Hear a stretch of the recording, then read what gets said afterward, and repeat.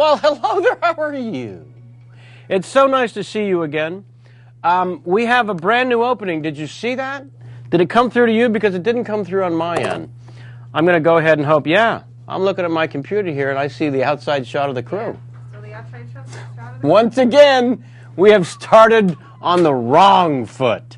Not the right foot, the way you would like to, but actually the wrong foot. Let me just... He said nothing's wrong. Yeah, okay. I love how the crew says there's nothing wrong, and then we look at our computers here, and there is everything wrong. Yeah, so just so you know, welcome once again to Kevin Pollak's Chat Show. I am, as always, Chat Show. So much to share with you, but I'm not sure if you're actually watching yet, because I'm looking at my screen, and we're not actually streaming live according to my computer. Now we are. Refresh. It's finally through. Did you see the opening? Hit the chat show. Hit the chat room right now and let our chat jockey Jamie know if you saw the new opening so that we can discuss it. Until then, I will simply tell you a couple of other things. I'm very, very excited to report that not only do we have a new theme song provided by film composer Brian Tyler.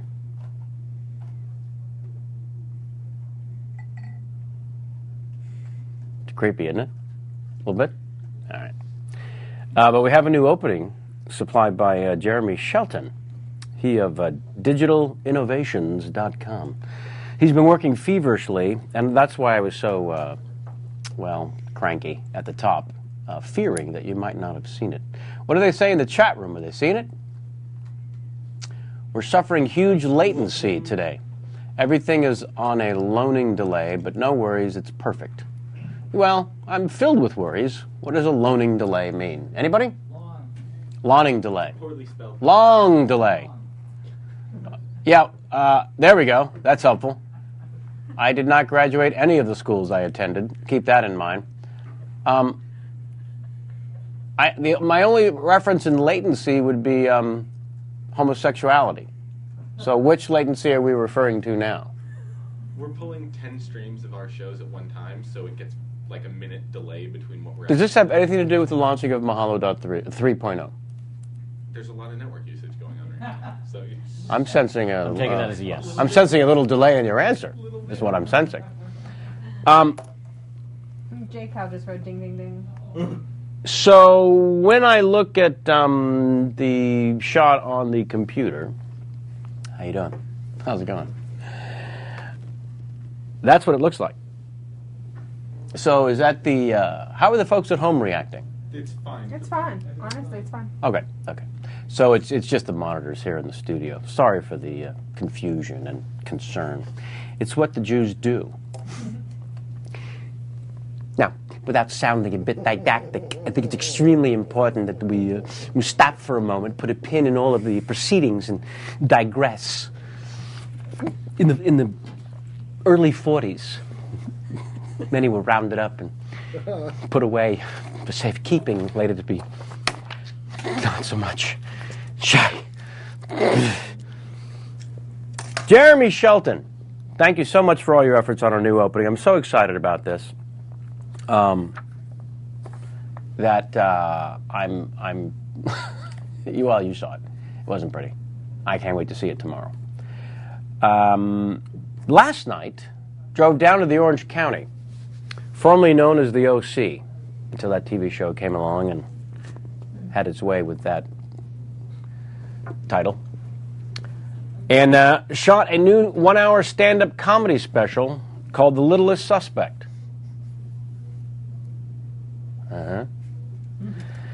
And I want to say this OC Pavilion, strangest damn venue maybe I've ever seen. Some gentleman with, a ship of gold and a dream.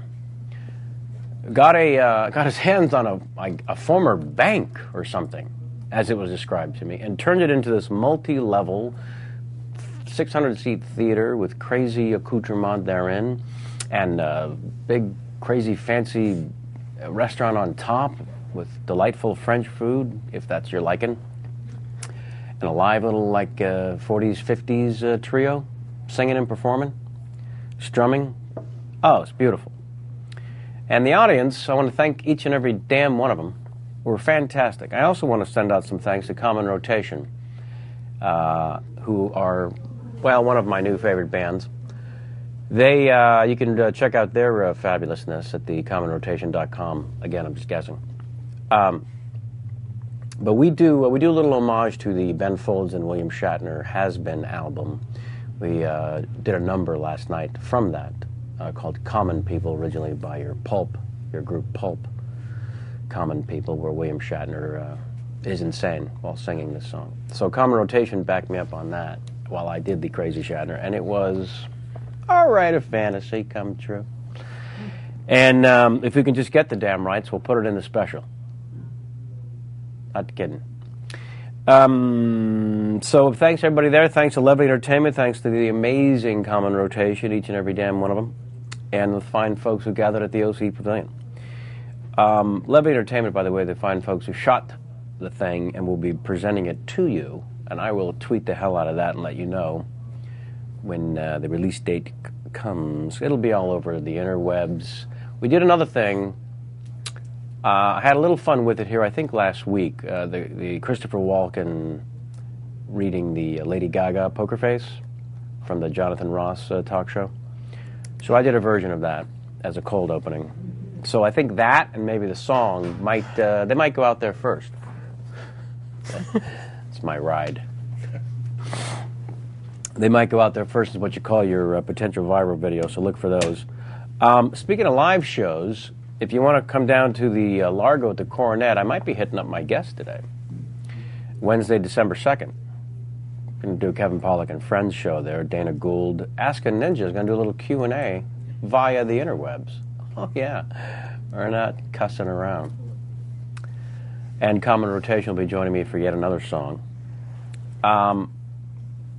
So that's Wednesday, December 2nd at Largo at the Coronet. Speaking of cussing, our head writer, Jamie_Fox at the Twitter there, she and I went and saw Wes Anderson's new film, Fantastic Mr. Fox, and let me just say, it is simply a perfect film. I believe Mr. Anderson has always been a true original, shading everything outside the box until it is a perfect hue. His artistic integrity within the composition of every frame of this film continues to be ridiculous, innovative, original, and insanely entertaining. And all the actors and everybody involved, it was just nuts. And they do a lovely thing throughout the film where there are obvious moments where they should be swearing. But they'll say cuss. How the cuss do I know? Where'd I park my car? That sort of thing. And I'll be damned if we didn't walk out of there and haven't stopped saying cuss ever since. It's the greatest thing ever. I said it in my show last night because I didn't want to swear, but there's a few moments where I should. So I said cuss, and the audience went, hmm? But the thing won't be out, of course, till the new year.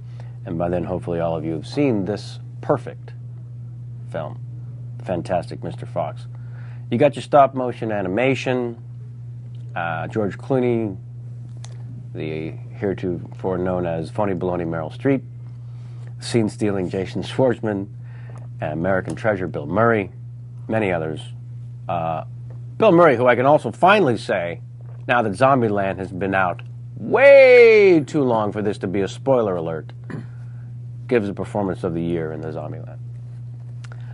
It's just, literally, he, pun intended, killed it.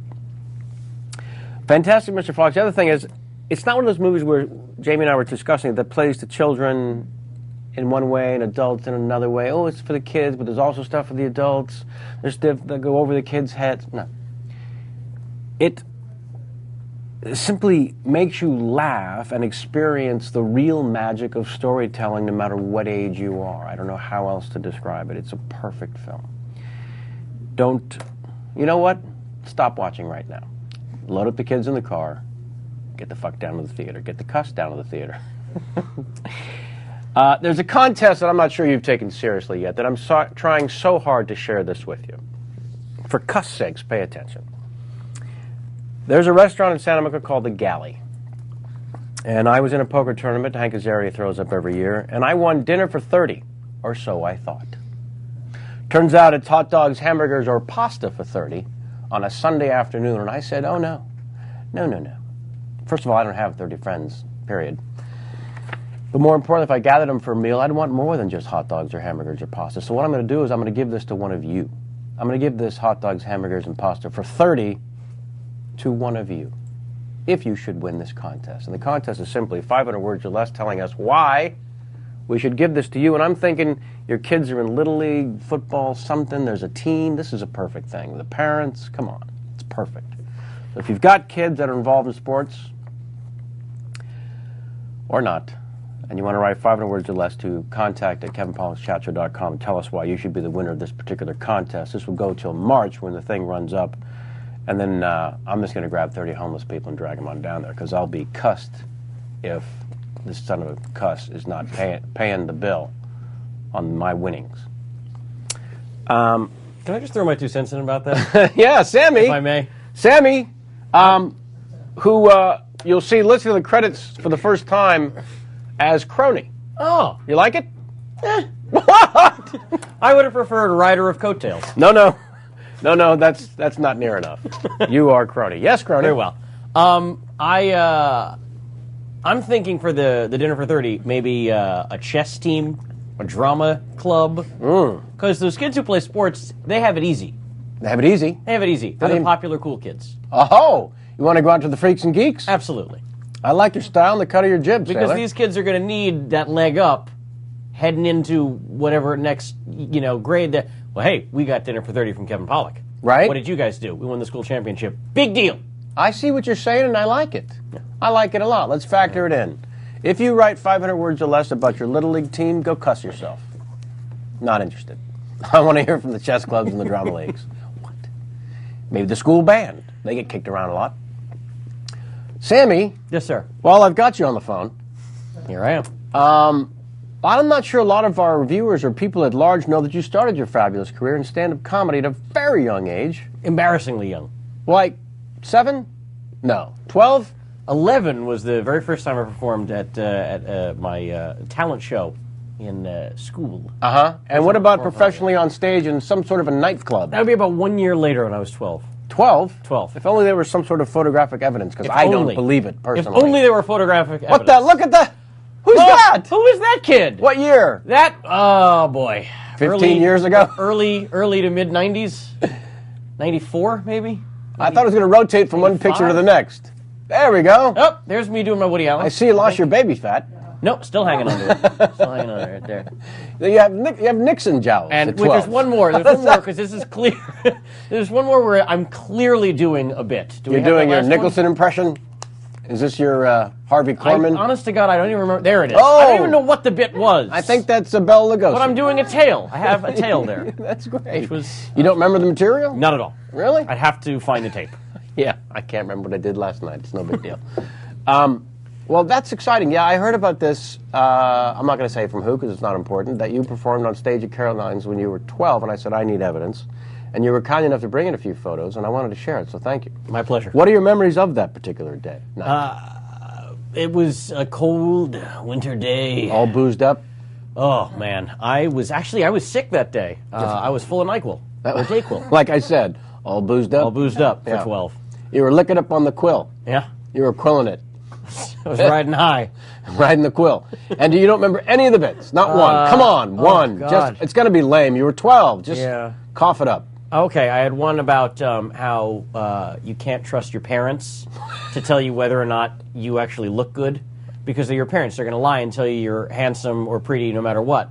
Very astute. And so if you want an honest opinion, you'd have to ask someone you couldn't trust at all, like a mugger. A mugger. Here, man, take my wallet. Take it all. But is my hair okay?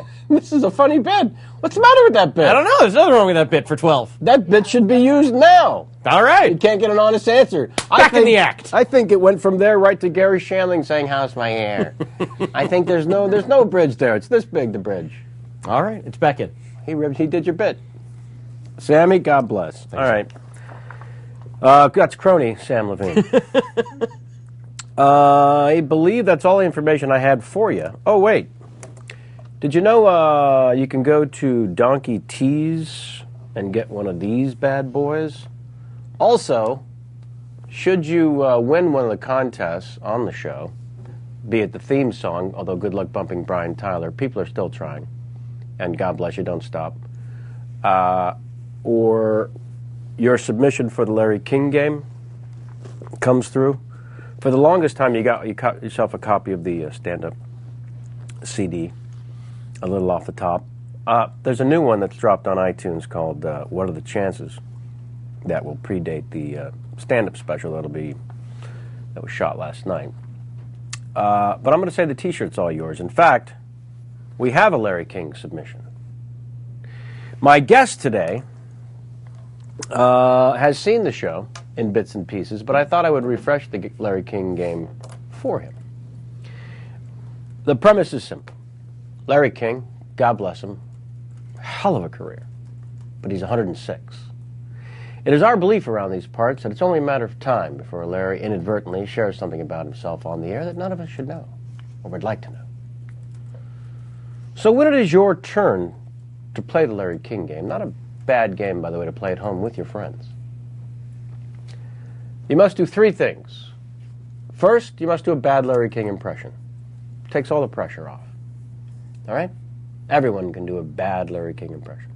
Then you must, as Larry, reveal something about yourself as Larry on the air for his fans who shouldn't know it. And then go to the phones. When you go to the phones, it helps that the name of the city is funny sounding. My ride's here. I'm going to go to the example. They're going to pull up right to the back door. I'm going to enjoy a sip while the ride pulls right up there from the Willow mug. That's good, Joe.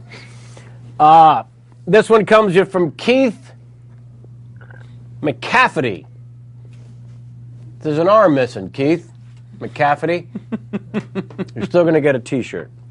Send us your address, please, if you haven't already, to contact@kevinpollakschatshow.com for this submission. I should put this right here so you can actually see the face while I'm reading.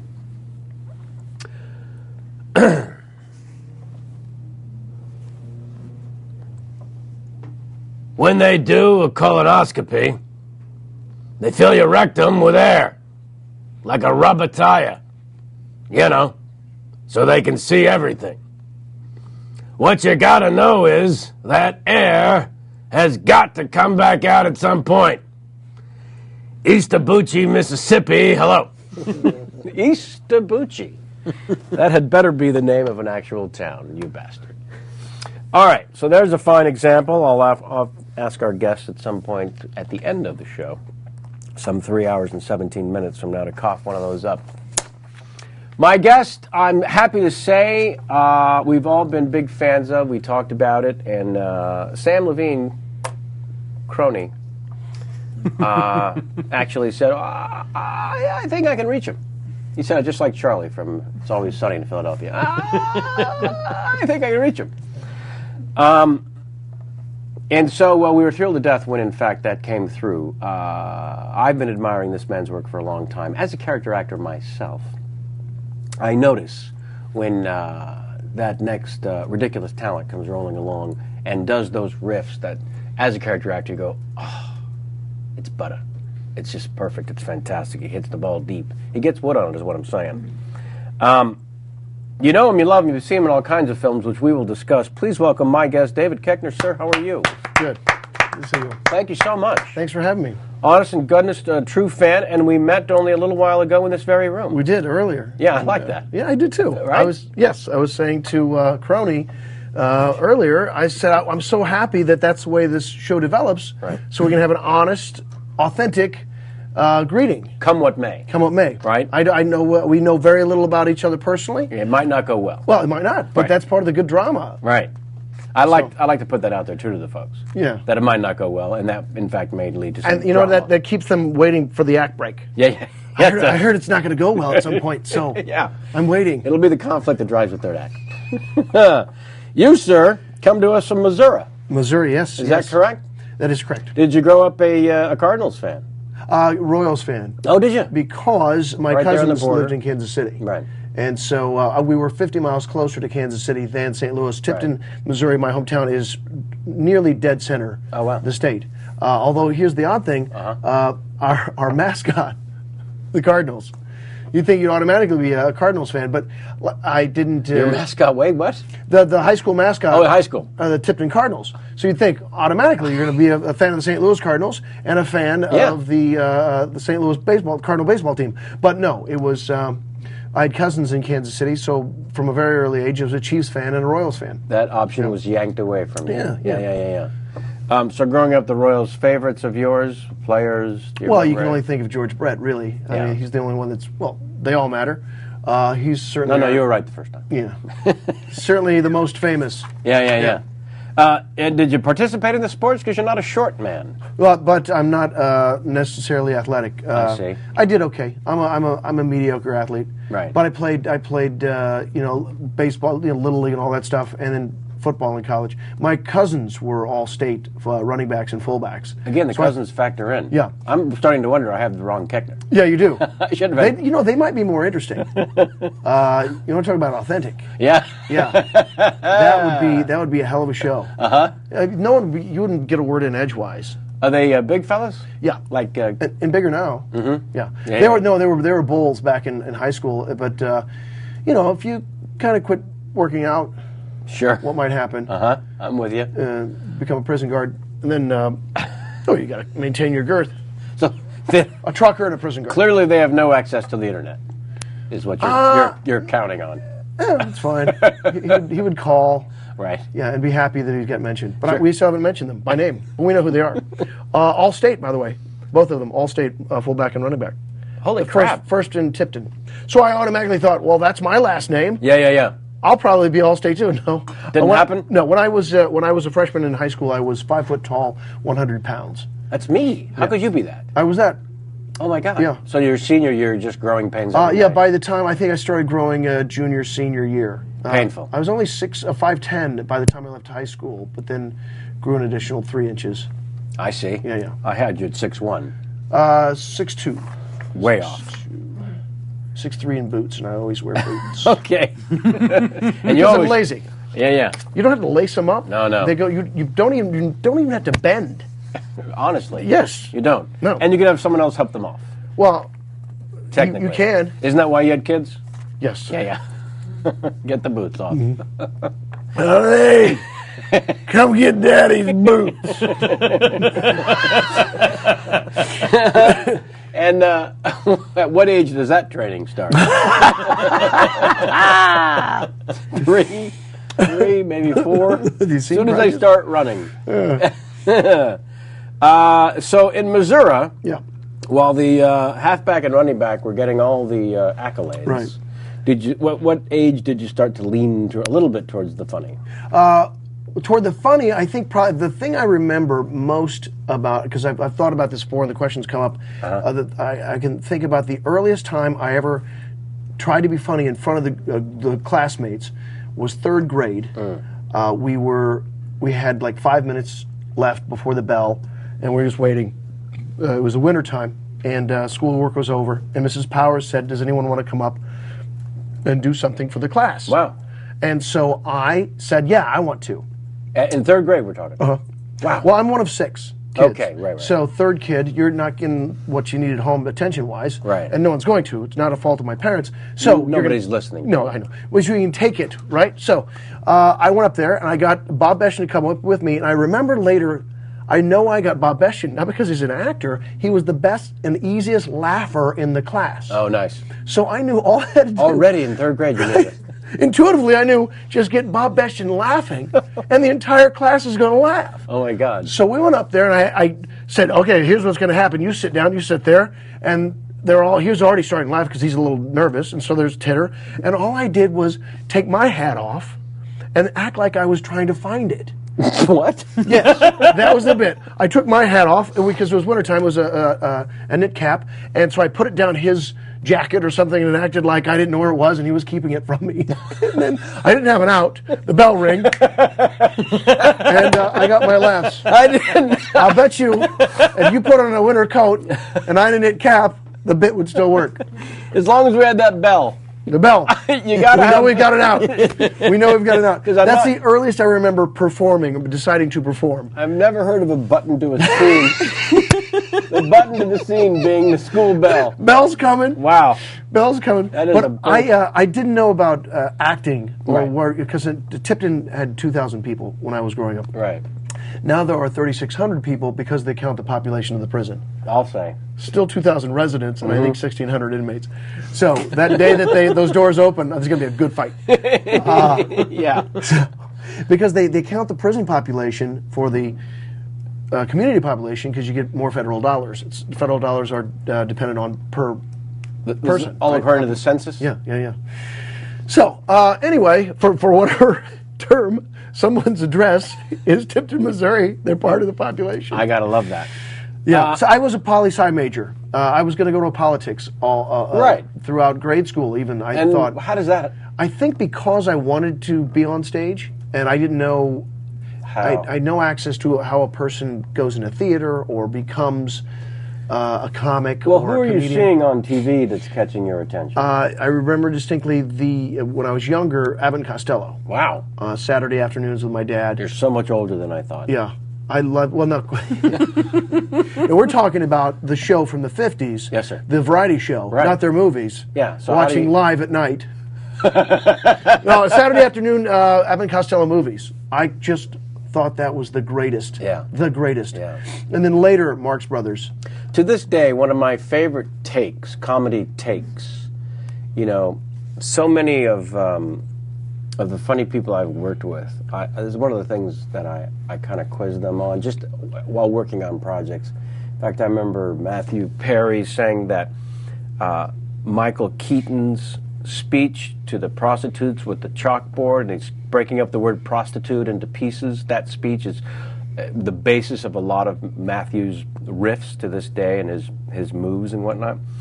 But for me, it was that Abbott and Costello moment where they're arguing with each other, and then Frankenstein walks up, or the mummy, somebody just walks up in between them, and so it's this. Now listen to me, Lou. When the guy comes, you got to tell him we've been guarding the thing for the longest time. We got to make sure. What is it? We got to make sure that there's nothing. We got to make sure that this place is locked up tight. Right. Happy. Oh, Right. Just. And as ridiculous as what Lou is doing, Abbott brings it home for me by doing this at the end of all that. Now, listen to me, Lou. Hi, how you doing? You got to get the thing. He actually does that take. And then this, right? But first, yeah, just give me a second. And he's oh, yeah. It's the combination of that to this day that sort of taught me a lot about the commitment, how to stay in it when, first of all, the guy across from you is being insanely funny. And in absolute danger. Just Right. Yeah. So Well, all those things. Now, you know this probably, but I can't help but talk about things like this. In vaudeville, I guess the straight man got 60%. Yeah. Because comics were everywhere. Everyone would be a comic, but a good straight man was worth it. Yeah. So it was a 60-40, right? Yeah. I'd say to this day, and people still don't understand the value of a straight man, because you've done comedies with people that are not comics. Right. And they're hired for whatever reason. Right. Or you've got the comic piece in a movie Right. that might be largely a drama, but we're the relief, right? Right. And so once you walk in the room, oh my God, I want to play. Right. I want to play too. Well, here's how you can do it. Just keep acting. Right. But no, give me something. Yeah. What can I do? Yeah. Please don't do anything. Yeah. Don't do anything, please. Then they can't use what I do. Yeah. They don't realize, and I tell people, I say, remember, you're the audience representative, and the laugh is going to land on your reaction anyway. Yeah. So you'll get the laugh. They don't understand that. Yeah. You're going to get the laugh. Yeah. But yeah, they don't have the faith in it because Yeah. they haven't been on stage Right. in a comedy. That's the other thing, is, as we both know, a lot of film actors don't have a theater background. You didn't have to anymore. Right. Or just that value of just being on stage in whatever venue. I do tons of improvisation. Right. You've done tons of stand-up. So just that relationship. You know that you know when you know what's going to happen and how it's going to happen. It's almost chemical, or math. Yeah. Or a little bit of both, It is right? There's both. that intuition. That's too much. That's not enough, or that's right in there. There's a little science involved in the experimenting and the all the petri dishes of the past. But yeah, it is math and instinct And your muscles have been informed. Oh, boy. They've told you. Yeah. You've performed it. You know. You remember it. You know exactly where it goes. right. Yeah. And some are better than others, and so that's why. But it's so true that people aren't aware of the importance of the straight man, and I think very few knew that in the day the straight man actually got paid more. Yeah, I mean, you look at what Dean Martin was doing while Jerry Lewis was a chimpanzee hanging from the rafters, being an insane lunatic. Just a 13-year-old. Yeah. I mean, maybe even less, like a bratty 9-year-old. I wish I could remember which stand-up in San Francisco actually did a bit of Bud Abbott as a solo. That is beautiful. It kills me to not know the person's name because now, of course, I have to do it and I can't give them credit. Somebody find out and please write us and let us know, but it was the funniest damn thing. Lou, give the man the dollar. Would you give the man the dollar? I said give him the dollar. Why aren't you giving the man the dollar? He's waiting, Lou. What's the matter with you? Stop it. That's funny. That's beautiful. I love that. I love that. Yeah. But God, I loved Abbott and Costello. Still do. I don't care how ridiculous. What did they meet? The Frankenstein. Yeah. They met the Mummy. They met the Wolfman. They met Dracula. Sure, they did. They were in the army now. Was that the first one? It's amazing how many of those people they met. I mean, think of the bad luck that you would have in life to actually come across all four at different points. Of these iconic monsters. Yeah, at different points in your life.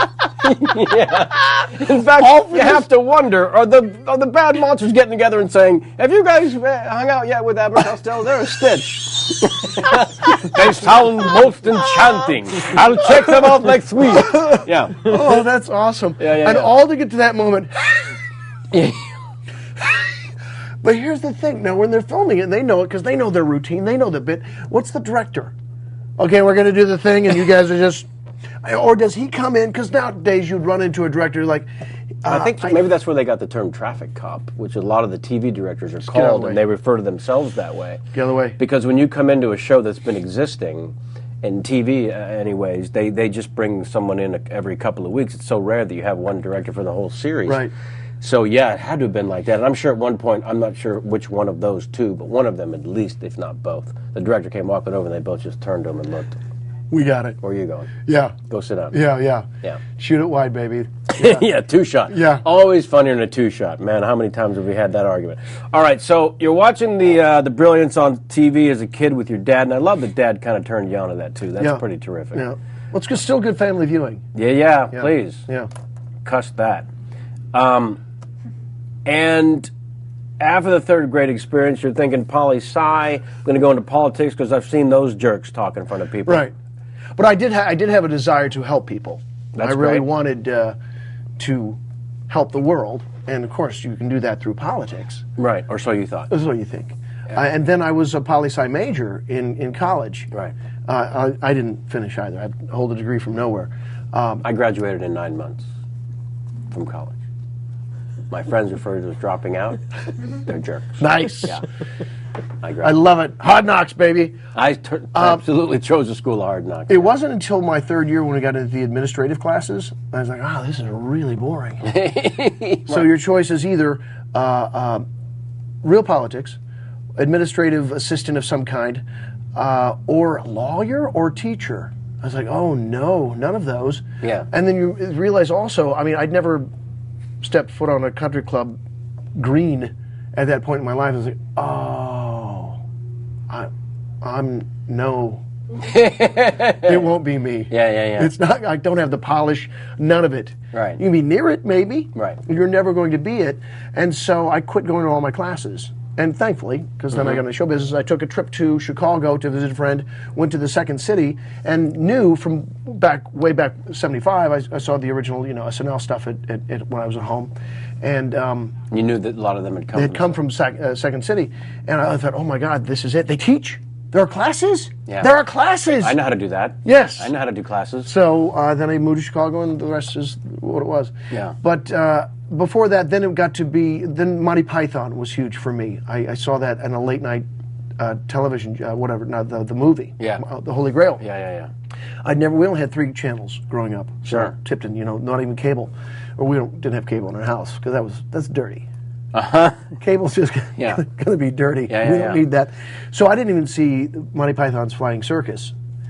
So my first,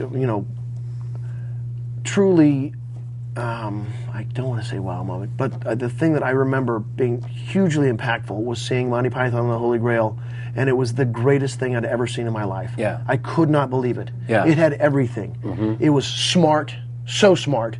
It was broad. And the it was silliest. farcical. Yeah. It was silly. There were so many jokes. Yeah. But you didn't mind. It didn't take you out of it. Didn't seem to forsake the movie. Yeah. Just When was it the Black Knight who lost all the limbs? When he loses the first leg to come off and says, "It's just a scratch." Right. Where are you going? Yeah, I'm still on the floor thinking about that. It's beautiful. I love it.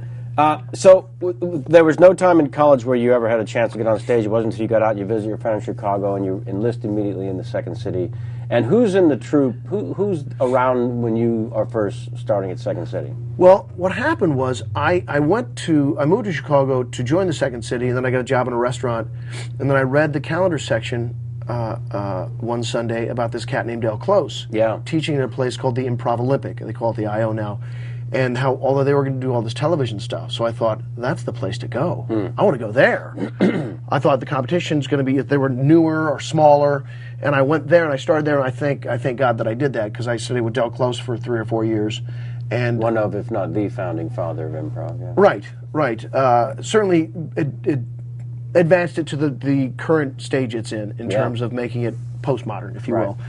Because his whole thing was, basically, it's important. Comedy is as important as drama, as important as anything else, and you need to treat it that way. It's not just a joke. You must bring intelligence to it. You must bring real personal stakes to it. React honestly. Character integrity. Yeah, all of that. Yeah. So that was an amazing thing. I'm glad I went there first, and then eventually took classes at the Second City. But I came up. The people that were in my classes were people like Chris Farley, and then some of my closest friends I still have to this day. We all started classes together at the same time. But I was at Second City in the era of Colbert, Carell, Adam McKay. McKay was just after me, but I worked with McKay there too. Tina Fey, Amy Poehler. These people were just slightly behind me. A host of people who are writers that people don't know as everyday names, but they're like Conan writers now and have been for 10, 15 years.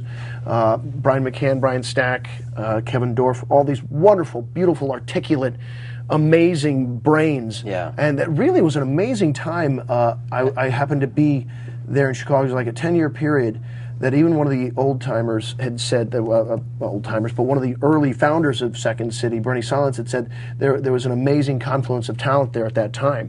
Clearly. Because it was everyone from, let's say, Bonnie Hunt had just left, and Richard Kindwood had just left. I'd seen them, John Kapelos, who you probably know too. All these people had been there, and they were amazing. All the way through. Mike Myers, part of that. When Mike Myers came, just like when I came, all those people were there at the same time, and it's an amazing time. You don't realize that until you look back and go, wow. What the hell? And they had a powerful influence on what's going on in comedy right now. Oh, yeah. Yeah. So it was a really cool time. And you were there about 10 years, you said? I was in Chicago 9 years. From 86 to 95. Right. Yeah. And at what point during that are you doing any regular shows on stage at Second City? Well, I worked at the Improv Olympic probably 3.5, 4 years. Right. And during that time, did you ever read Outliers? It's an amazing book by Malcolm Gladwell. And the thing he keeps going back to is just basically it's time you put in toward a certain thing. And he talks about the Beatles. I thought it was an amazing thing. So why did the Beatles become the Beatles? And of course, I'm truncating this, so if anyone wants to get down there and blog about We've how got Koechner 3 didn't get it hours. right. Take your time. Well, I mean, in terms of how he actually writes in the book, basically was put 10,000 hours into something, and you're going to be good. You're going to be great, or you're going to be very good. And the difference is the willingness to put the time in. Right. And so the Beatles, they'd play their gigs in London or in Hamburg. Well, no, before Hamburg. Right. So they're in London, right? But then they go to Hamburg, and that's where they really became brilliant because they had to play 6 hours a night. Yeah. every night. They'd do 120 days, then 130 days the next year, then 160, whatever the number is.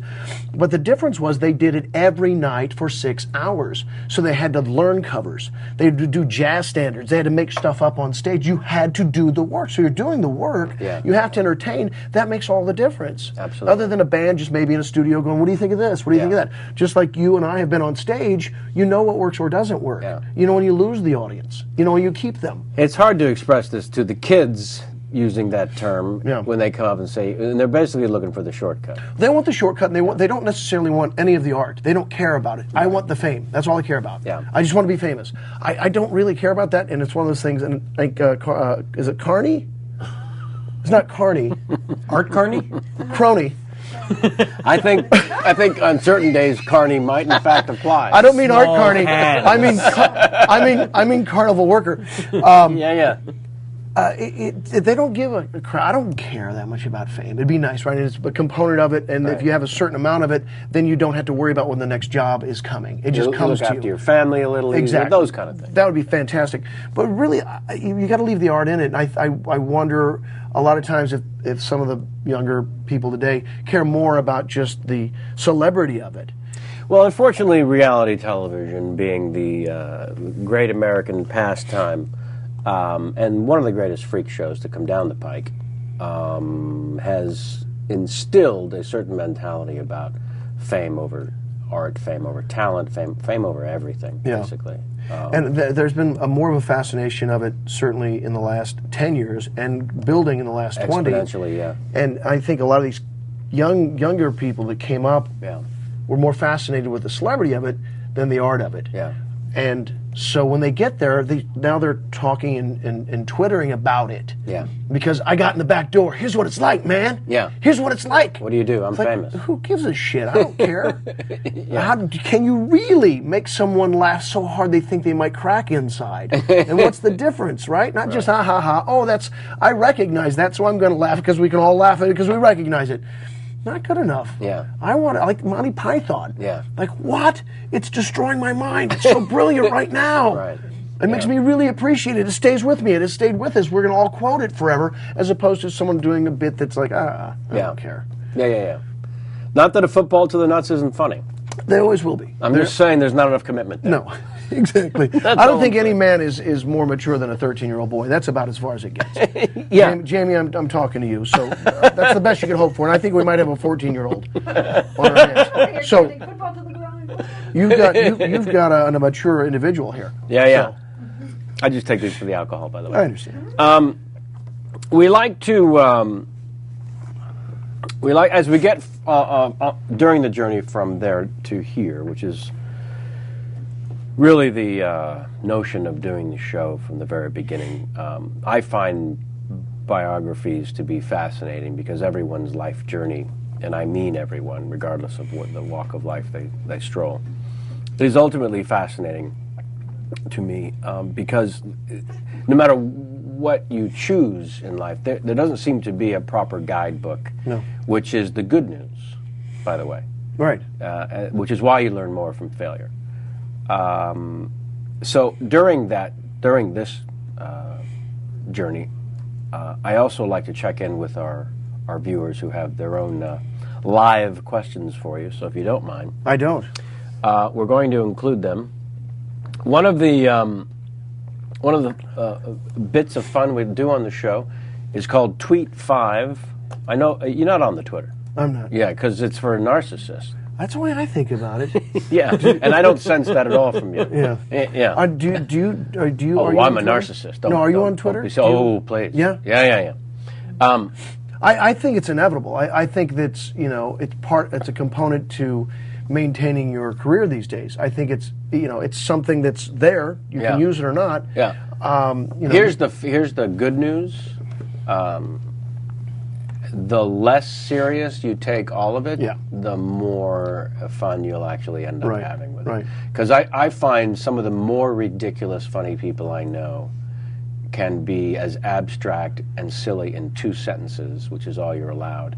And what happens also is that you start thinking in terms of how can I be funny in 2 sentences? Right. And, for a stand-up, not only, but just for a writer, it's always about the editing. Yep. Edit, edit, edit. What does he say? Pare it down, pare it down, pare it down. Yeah. Yeah. It's everything. Yeah. For me, it kind of went crazy. I just got on the Twitter right before the last Academy Awards. And so I decided to do nonstop tweets during the Academy Awards. And it's no different than being snarky on your couch with your friends. Exactly. The way you would watch. Right. And, Queen Latifah came out in her blue dress and started introducing someone, and I just wrote, cut me off a slice of that big blue pie. And then I would go to the reply section during the commercials, and everyone's like, I hate the Oscars. I've always hated the Oscars. You're the only reason I'm watching. Please don't stop. And then it just became this 4-hour addiction. Oh, that's awesome. Yeah, but it led to this editing thing of how to be creative in 140 characters. Anyway, so one of our games we like to play here is called Tweet 5. It's a rapid fire situation. Okay. It's a this or that answer. No correct or wrong answer. It's more of a preference thing. And so here we go with the Tweet 5. Okay. This or that. I just reply to this tweet. Yeah, I tweet back. No. I'm going to put them to you. Okay. From the Tweet 5. Right. And then you'll just answer. Okay. On spontaneously. I can do it in less than 140 characters back. Oh yeah. Okay. Yeah. I want to know the parameters of the. You have no parameters, sir. All right. Like Farrell, better calm or hyper? Me? Mm-hmm. I just like him. Yeah. It doesn't matter. I think he's brilliant. I love the guy. Yeah. Yeah. The what was the? Well, in life, just so people know, in life, Will Ferrell is as good a person as you would hope. I was blown away. Absolutely wonderful, genuine, loving man. Yeah. He is. Can you put your mic anywhere near Jamie so she can do a brief little impersonation? She does one of the better ones. We met him the first time was it last year that he and Nick and everyone did the show at the Radio City? Not this past March, I think the March before. Right, they did the stand-up show at Radio City. Right. To promote semi-pro. So whenever Right, to promote semi-pro. All right, can you, without making out with her? So he said. So the first time we meet him, this is what he says. Hey guys, hey, I saw you there. I saw you there in the front row. Thanks for coming. Hey. Yeah, it was just that sort of genuine enthusiasm that was 100% from the very first words out of his mouth, and so that it gets boiled down to that. Completely genuine. Yeah. What an absolute sweetheart. And looks at you. Yeah. Hey, how are you? Right. And is genuinely waiting to hear your answer. Right. He's not doing this. Hey, how you doing? Yeah? How's that going? Right. He's a really centered person. Yeah. It's almost annoying. At some point, when you get past how wonderful it is, you actually get to a layer of that annoying. he is successful and so happy and a wonderful person. And so at peace. Yeah. He's Such a loving. Oh, he should just really having their third child. Having a third child. There, I believe. Yeah. That's nice to hear. A lovely wife as well.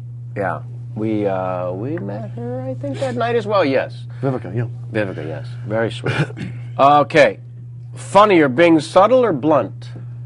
Well, there's room for both. Right. Yeah. Okay. Oh, what preference? You Subtle. Personally? Preference be subtle, except for good or bad. Most of my work has always been come in and be the loud guy. That's quite obvious, and a lout and an obnoxious, awful person. Which we will get to. Yes, that's just, it's in your dossier. But my preference would be subtle. When you're viewing. Oh, when I'm viewing. Oh, I'll take both. Right. Okay.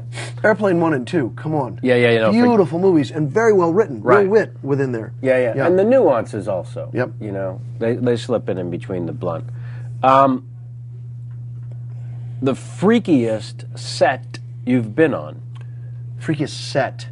Well, I'd have to say define freaky, so we can't ask back. Right. I'd say looks-wise, or what do you think they mean, freakiest, in terms of personalities?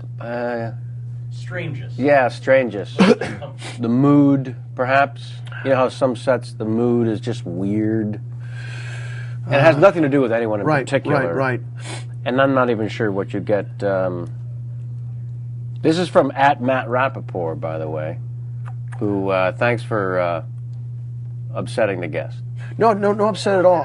Freakiest kidding. set I've ever been on. This one. Yeah. That has to be. That is a perfect answer. There's an That is a oddity perfect here answer. that I can't. Well, what's in my periphery here? They don't even want to see, and you probably never will. But it is a house of horrors. Yeah. And what's going on outside the walls? I want to keep thinking about what the. No, I want to give you- a genuine answer. No, to you the gave the freakiest. correct answer. I don't know. We need- You know what? Here's the other thing. if I did have an honest answer that came to my head, I probably wouldn't say it.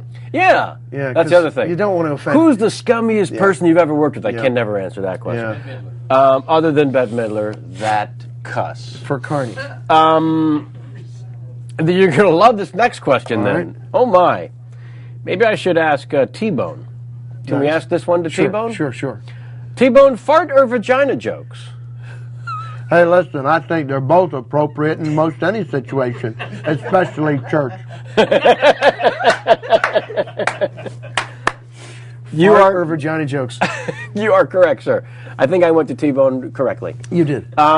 Share a Walken story. Do you have, in fact, a Christopher Walken story? Oh yeah, I had the great opportunity of I was on Saturday Night Live for one season, and the first T-Bone, Cosmopolitan or whatever? Oh, the first T-Bone? the first T-Bone sketch and the greatest one I think I've ever done was with Christopher Walken. Oh, my God. Yeah, and he played the straight man, and it was based on the idea that there has to always be a witness to an execution, and so this writer Dennis McNicholas had come up with that idea, and we wrote it with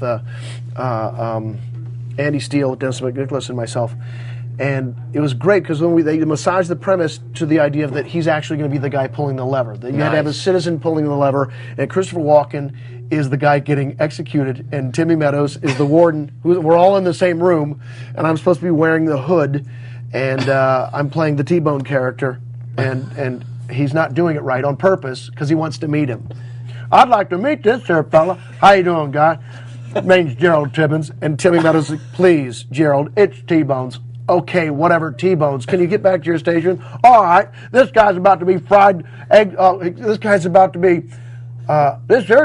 be fried eggs over ease with his eyes going, good gosh almighty, popping right out of his head. But I'll get back to my station. And it was a beautiful sketch, and it even had an ending that Steve Higgins, the head writer at the time, came up with, where. Because usually that's so hard to end a sketch. As you know, we were talking about earlier, the famous hat sketch from third grade. We had an actual out, and it was beautiful. Yeah. So I got to do that with Christopher Walken, and it was a treat. And at the after party, we were at some big restaurant, and I was excited to meet him and work with him and all that stuff. And I said, "Wow, it was such a pleasure to do the sketch with you." And he'd had a drink or two.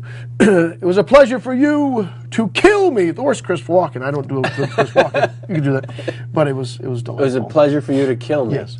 Is what he had to say. Yeah, is what he had to say. That's beautiful.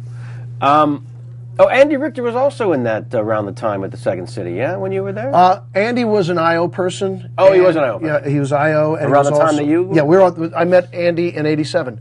Yeah, and we hung out. I find him absurdly funny. He is.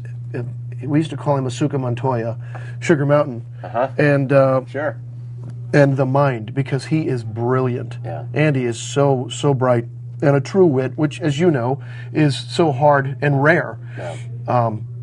But Andy can distill the language he should tweet because he's so fucking funny. Yeah. I whispered flat. Oh no, we're online. And one chance that my wife did put it on at home. Hello, honey. And that kids? monitor might be in the living room, and they're listening. Sure. And so I'd get in trouble later. They're the Not word, from my wife, but from the kids. Yeah. Dad! There the word cuss comes in. Yes. From. But yes, Richter, brilliant. And you ever see him on Celebrity Jeopardy? Oh God. He crushes everyone. Yeah. It's not even fair. No. I don't even know why the others show up. You find out Andy's on the lineup there, and you say, "I'm good." He's brilliant. I got to leave now. He's brilliant. And it's a casual intelligence to him. Yeah. He doesn't lord it. Oh no. If you're wrong, he will in the kindest way correct you, almost as if almost fatherly. Right. No, I think you're thinking about X, not Y. Yeah. As opposed to you idiot. Yes. Richard Kind, who we can never get enough of, he had just left by the time you arrived, or did you have any crossover? No crossover then. I'd met him several times out here. I would watch him when I'd first come to Chicago, because if you were taking classes, you could go watch the set. If they had an empty seat and you're a student, you could go in. And I was blown away by Richard Kind. I thought he was just the funniest guy. Yeah. And it's the only time I ever had pause about this business. Right. Because I thought, why isn't someone coming and swooping this man up? Yeah. He's a star. Yeah. This guy should be the star. He's huge. To me, he's like one of my favorites. Yeah. So made for the stage, right. too. That Yeah. personality of his. So larger and what than an life. original, right? Yeah. You talk about, because that's the other part of it, is how do you find your own voice? Right. And we don't mean, of course, the funny way you talk, but Or in his case, yes. it is. I can't believe it. Right. And that's all genuine. It's just, you're like, oh, Lord. Yeah. It's just beauty coming out of his mouth. Yeah. And now, when you were at Saturday Night Live also, I believe is when you first hooked up with David Allen? Oh, Dave Allen, yes. Gruber from the Naked Trucker and T-Bone Show. Gruber was a guest writer. Guest writer. For 2 weeks. Right. A friend of Steve Higgins from Higgins Boys and Gruber. Right. From the old Ha right. network. Of course. Yes? Of course. Yeah. Of course. So Steve, doing some cronyism, gave Gruber a job for 2 weeks. And that was within the 2-week time frame that I did the T-Bones and Christopher Walken sketch. And then later, when Dave and I hooked up again, I had met him on a independent film called Dill Scallion. Right. And he said, hey, man, I do this show at Largo, the old Largo, called The Naked Trucker. You should come by and do 5 minutes with your T-Bone character. So in 2 consecutive shows, I came in for 5 minutes, and we did an interruption bit where I came out of the audience like, hey, man, you're supposed... Hey, where's my ticket? He's like, what are you doing? This not the front door? No, this is the stage. Oh. What are y'all doing up here? That kind of thing. And so I'd be on stage for 5 minutes, I'd do a quick song, and we'd leave. And so it worked well, and I was a guest, but after I think the 3rd or 4th week, I was like, hey, Dave, how about I come up with you and I stay the whole time? So then the show was born. And basically, we didn't ever write a damn thing. We is that right? Yeah, we would rehearse some songs. Right. And then slowly make up songs and then steal a few things that Mark Veit had contributed to the show. And it became a long-running folktale. Basically, that thing was just, a Kerouac rant. When was the last time you guys did it? I think January, live show or otherwise, was January or February of 2007. We had done it for 8 years at Largo. Right. And so it was time to, shit or get off the pot. Something's going to happen here. And we got a chance to do a television show on Comedy Central. Right. And we did eight episodes for them, and they finally aired starting in February of 2007. Took a nice but good steamer. Didn't work. There's still great jokes, and the show is beautiful, except it's not accessible, which hurts it. And also the magic of that particular show in the live version. As you well know, coming out of that improv world, there's a sense for the audience when things are spontaneous that adds a level of magic that will never be captured on film. Exactly. And they wanted, not for second helping. They wanted us to do it as kind of like the Chappelle model, where we come out and introduce bits that we throw to, which is probably a big mistake. It should have been. In retrospect, one of the things we want to do. Do you remember VH1 Storytellers? Who doesn't? Right. Yeah. So it's more intimate. You're here with the band, and you see the audience in an intimate setting in front of you. Right. So you feel like you're listening in on something. Nice. That would have worked. That would have worked, especially if you're like, what am I watching? Yeah. What is this What thing? the And then hell we is would it? have dissolved to these stories rather than, hi, we're the Naked Trucker and T-Bones. Because the audience, first thing they do is like, I don't know you. You're sensing some familiarity that simply does not exist. I've heard of the Smothers Brothers, and you ain't them. Right. And our show was not Larry the Cable Guy. No. But Comedy Central chose to kind of promote it that way. Right. They called it Roadhouse Comedy because Sure. we kept saying, we're not blue-collar comedy. We reference Noam Chomsky. Right. So, and Allen Ginsberg. Right. So, probably more of a Colbert crowd, Daily Show crowd. So they didn't do that. Right. Naturally. And it was a mistake. When they showed us the rollout for the advertisement, we were just, oh no. They missed everything. Did you print? Yeah, we printed everything. It's all going. This is the way it's going to go. You're like, well, Yeah. it's not going to work. No. It is those moments where you know you've just watched a death. Yeah. It was too bad. So it was immediately reviled. And you guys toured with Tenacious D. A little bit. Not really tour. We would do Largo, and is that it? they opened for us, I think, 2 or 3 times as a different group, as Standing O. They would go on and do a half-hour set Nice. as an opening act, and then we'd go on. It was nice. And then they would come and do a bit with us in our show. And then we did open for them at the Wiltern and at the Hard Rock. Nice. One night it was Naked Trucker, Tenacious D, and Spinal Tap. That was a fun night. Oh my. Yeah, it was as a benefit. Mitochondria, maybe? I'm not sure. Let's talk a little bit about that magical night. Well, it was less magical because it was a little bit, it's... The pressure of performing? No. They've got you in separate rooms, and everyone's getting their performer head on. Oh, yeah. So it wasn't like we're in one big room. Right. I knew Jack and Kyle. I hadn't met any of the guys from Spinal Tap. Right. And they're coming on third, and to them, and rightfully so, we're just some early opening act. And I think Any moments of disappointment then that you can share with us? there were probably 50, 60 people when we started. Uh-huh. No, not disappointed at all. It was a treat. Yeah. But it wasn't necessarily as magical as one might think. Like, wow. Right. Now, had you done a tour like that, it would have been amazing because I think we probably could have done a closer together or something like that. Right. But it was just one night. But always a lot more fun Yeah. to have it with Tenacious D. Those guys were amazing. And should I point people towards the Live at the Troubadour for Sure. Because that's you go to Amazon.com and get yourself still a copy of that. Yeah, the Yeah. Naked Trucker and T-Bone's Live at the Troubadour is now available at Amazon. Wow. People should definitely check check that it out. out. Yeah, because there you have that live setting, and you can sense it from the audience what's Yeah, happening in that room.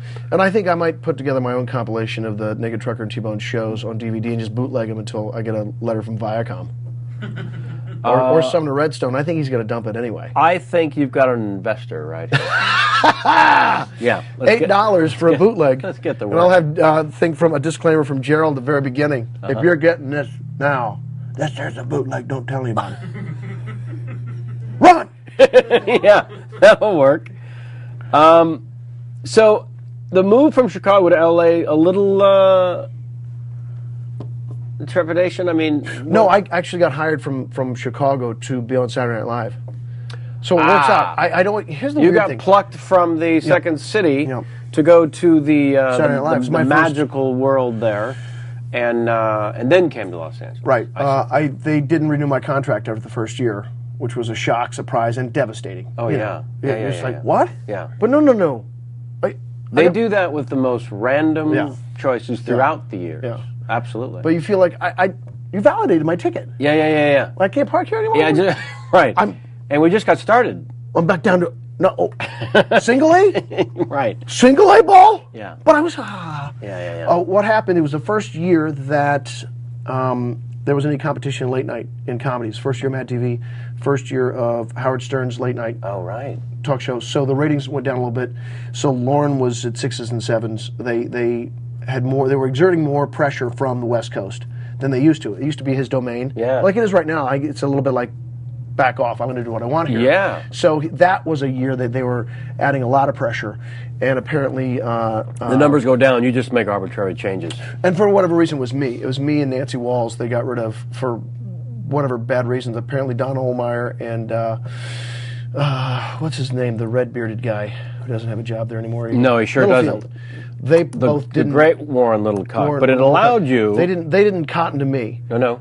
Yeah, which is fine. It allowed you to come out of Los Angeles and begin working in the motion picture business, if I'm not mistaken. It did. Yeah. It did. And even better than I met my wife 6 months later. They did you a huge favor. They did. Are we kidding? They you did. should send Littlecock a thank you Right. note every month. Here's the beauty thing, and I think I don't know if you've ever been fired. I have. Oh, God, and I yes. think everyone in show business Oh, gets God, fired yes. at some point. And they're always devastating. Yeah. And you'd think the higher up the Mount Olympus you get, that there's a more devastating ratio. But no. All along the path. But again, learning more from failure, or so deemed. Yeah. But they send you out here to Los Angeles. Well, I moved, right? I don't have a job, so where are you going to go? You Yeah. got to go to Los Angeles. And so I moved out here, and 6 months later, I met my wife. Where, how, what? It's a beautiful story. Please. So I'm from Tipton, Missouri. Hold that. We'll be right back. Right after. No, I'm sorry. That's a good. Yeah, that's our dramatic tease for the second half. We are actually going to take a break, but not before hearing this. You want to hear it? Okay. Just kidding. You want the short version or the regular? I would like the 17-minute version. Really? Cut down to 9. Okay, I'll make it Give me 8. the tight 9. Okay, it is Christmas '96. I'd been living in Los Angeles for 6 months. Mm-hmm. I fly back to Kansas City, Missouri. That's where the airport nearest to my home is. That's right. Drive. And I go to Chicago first, hang out with my buddies, then go to Tipton for Christmas. And I didn't want to spend New Year's there in Tipton. No, they got a prison right there. They got a prison there. It wasn't going gangbusters like it is now. Right. Well, of course, in this country we're incarcerating more and more people all the time. Yeah, I think we incarcerate more people per capita than Russia or China. Is that true? Yeah, per capita. There's a lot of Chinese, so they'd have to incarcerate a lot. Yes, sir. We got a lot of pot smokers here. Yeah. They are really endangering the rest of us, so we got to lock them up. Yeah, everyone in America knows someone who's incarcerated. It's pretty ridiculous what we do. It's like, what kind of country? Yeah. What democracy, freedom? Anyway, a little tangent. Anyway, so That's good, though. That's good. I'm going back to L.A. to hang out with my buddies for whatever nonsense we hope to get into in Los Angeles for New Year's. That's where I'm going to spend it. And so I'm taking the 10:15 flight out of Kansas City back to Los Angeles on December 29th that year, 2 days before New Year's Eve. And it's on Vantage, which is like Southwest. They no seat assignments, ticketless. And so I'm in the terminal waiting to board there in Kansas City. And it just so happened that my now wife, Lee Morgan, is waiting in the terminal too. And she said she'd see me come into the terminal and sit down, whatever. I'm waiting in line to get some kind of paper ticket. Her brother, Pat, recognizes me from Saturday Night Live. And he starts talking to me. He goes, "Hey man, why are you going to Los Angeles, not New York?" I think my face turned 10 shades of red. I was like, I'm not on that show anymore. Yeah. You don't want to talk about it. But anyway, so there's this very asking. good-looking woman next to him. And I'm like, oh, okay. I'm thinking that must be his girlfriend or something. So we chat for a second. And he's like, "Lee, do you know Dave?" And she said she was thinking, from high school? Where do you know him, Pat? But Pat is like this. Pat will come on. Now, Pat's probably watching. And if he ever sees you anywhere, he'll think like, "Hey, Kevin, how are you?" Yeah. "Oh, I'm Dave Koechner's brother-in-law." Yeah. So we can chat. Here, I'm full of a chair. Yeah. What are you doing for Thanksgiving? Yeah. So anyway, I sit down somewhere else on the terminal, and then Lee sits down next to me and invites me to her New Year's Eve party. Oh my God. And she said, "Pat, my brother," and I'm like, "Oh." Said, "I don't have any celebrities coming to my New Year's Eve party. Why don't you come?" And I said, "If I come to your party, you still won't have any celebrities there, but this is lovely." And she gave me information, and we sit and talk. And she is from an Irish Catholic family of 6 kids. Oh, wow. As am I. Right. And so we're talking, and she said, "When did you have your stroke?" I was like, she goes, "I see your lip. It goes down. You had a stroke?" It's like, "No, that's just the way my face works. I didn't have a stroke." She's got you right there. She's the girl for me. Yeah, you're smitten. So we chat for a little Stroke bit. question comes up, and you're a goner. Yeah. Yeah. And then they get on the plane, and I'm the last person. I've got a book. I think I was reading the Peter Sellers biography, yeah. biography. My God, Yeah, that that's thing great. is Beautiful. It's a slog, though, isn't it? It's a tomb. He is just psychoanalyzing every move the man made. Yeah. So I'm thinking, great, I can get back into this book. And then Pat had saved a seat for me because, again, there's no seat assignments. And I was like, oh. Not about Pat, but just people I met who know me from TV. Do I want to go sit with them Not for 4 really. hours? Not really. But that girl was Hot. She was gorgeous. Smoking. So I go back and sit with them. And so Lee's in the window, Pat's in the middle, and then I'm on the end. Oh, so you get to talk over Pat Yes. to get to Lee. Oh, what a So fun- we're playing right That's a away sketch. and talking and Sure. all that stuff. And so halfway through the flight, Pat Morgan says this, and if you knew Pat, you'd believe it. He goes, because Lee, he said, was behaving differently. She was being demure. She was being quiet. She was being engaging, but not her normal self. Sure. Like, giving me crap and whatever, just lightly, but we were having fun. And so he's like, "Dave, are you attracted to my sister?" Uh-oh. Because Lee, you've met your match. Dave, I have a feeling you're going to be around for a long time. Oh, my God. Now, I'm, a guy thinking, wow, I don't know, she's a great-looking girl. I hope I'm around for 5 minutes, right? And we all know what I'm talking about. Anyway, I reach over. We all know that he meant 4 minutes. That's wit, folks. That's the brevity of language. And so I reach over and I said, "What do you think, honey?" or something like that. And she says to this day, she was thinking, "I know he's going to be around forever because that's my husband. Oh, my God. This is the guy I'm going to marry." Guys don't know. No. Guys, No. if they say they do, he's like, "You're lying." No, you're a complete liar, yeah. So it just so happened that she'd driven they parked at the airport, so they offered me a ride home. So, then I moved next to her. And At some point during the flight, Knucklehead gets up. Yep, and so we're talking You like move this, over. which actually was a disadvantage because if you're on a plane, Yeah, now you're like this. Now I have to talk like that as opposed to Yeah. that. You're like, "Ow, this was worse." So she gives me a ride home, and I'm joking all the way. I was living up in the Hollywood Hills at the time with 2 other buddies of mine, and the whole way I'm going, "Oh, we're going to have dinner there, we're going to eat there," and she's thinking, "Yeah, I know, because we're going to get married." Oh my God. And so the next day, I think I called her. And Always a good move. Yeah. And we're joking around, blah, blah. And I guess the girls at work were telling her, oh, Airplane's on the phone. She'd forgotten my name. She'd forgotten my name. Oh, that's beautiful. It was just Airplane. Airplane's on the phone. Oh, that's beautiful. Anyway. That is fantastic. We've been together ever since. Airplane is on the phone. Airplane's on the He's phone. going to be my husband. I don't remember his name. I love him. I'm going to marry the guy. I love him. He's had a stroke. But he's a little strokey. He's disabled. Yeah. Well, thank you. It wasn't that stroke. He's on the phone. It was Airplane. Yeah. You got so a nice Airplane. that was it. Oh my. That's a perfect spot for us to take a little break. And thank you for sharing that, honestly, because we don't often do that on this show, to be honest with you, and it happens so genuinely that I just wanted to thank you. So let's take a little break here, and although Stan and Ollie wants to offer up a quick tweet 5. Oh, good. Yes. Lou Reed, Iggy Pop, Yep. right? Is it a Lou choice? Reed or Iggy Pop. Lou Reed. Yeah. There's no question. Love Iggy Pop. No. There's a gun to your head. And Andy Kaufman, Bill Hicks. Bill Hicks. Comedy or music? Ooh. Gun to your head. Music. Stage or screen? Screen. Milk or beer? I'm going to give you a couple minutes to think about it, sir.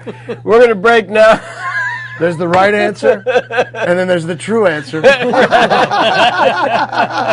were looking for both. All right. During this break, sir, you'll also have a chance to see some previous guests offer up a version of the Larry King game, should you want to Prepare. glance at that and do a little prep. I love the Tweet 5, by the way. Right? Yeah, Such a girl on you? It's great. Yeah, all right. It's a wonderful audience interaction because there's a couple things. They have to be just as brief A little bit. as you do back. Right. So they can't go, When you met... Yeah. There can't be a real agenda. It has to be a very narrow one. Yeah. They're offering up a little fun. Yeah. Yeah, that's pretty cool. All right, so more Tweet 5s, folks. Don't be frightened of that, and we'll see you back here in 3 or 4 minutes. Let me begin the transformation into Larry King. Yeah.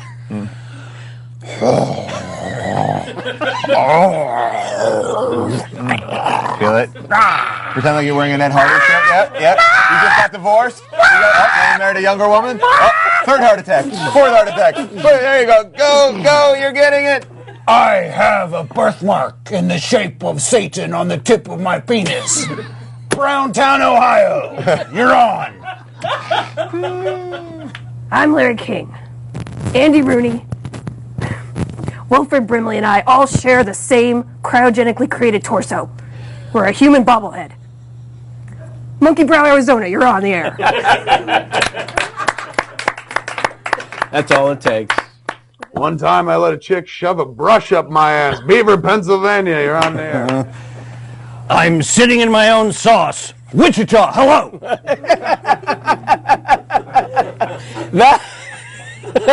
Wichita? Oh, our next guest is the woman I want to fuck, Dakota Fanning. Boca Raton, you're on the air. Is that right? I want to get my shoulders Get them worked up. as high over my head as I possibly can. That's right. After the show, I like to unwind with a half a bottle of Blue Moon Ale, my favorite microbrew. I close my eyes, try to listen to the sound of the waves on the Malibu coast outside my window, but all I ever hear are the plaintive cries of that little girl I strangled back when I was a teenager just to see what it felt like. Turns out, it feels good. King of Prussia, PA, you're on the air. Little known fact about myself, I like to, when I have acid reflux, I put it in a little cup, and I keep it by my bed, and I give it to my wife at night. She likes it. It puts us both to sleep. Lake Winnipesaukee, New Hampshire, your call. I'm Larry King, and whenever I go to bed each night, I sleep with a copy of Blue Crush between my ass cheeks. Why? So I can ensure that I'll have the kind of dreams I want. Dreams where Michelle Rodriguez kicks me around the goddamn studio and does what I call clipboarding my balls. Go!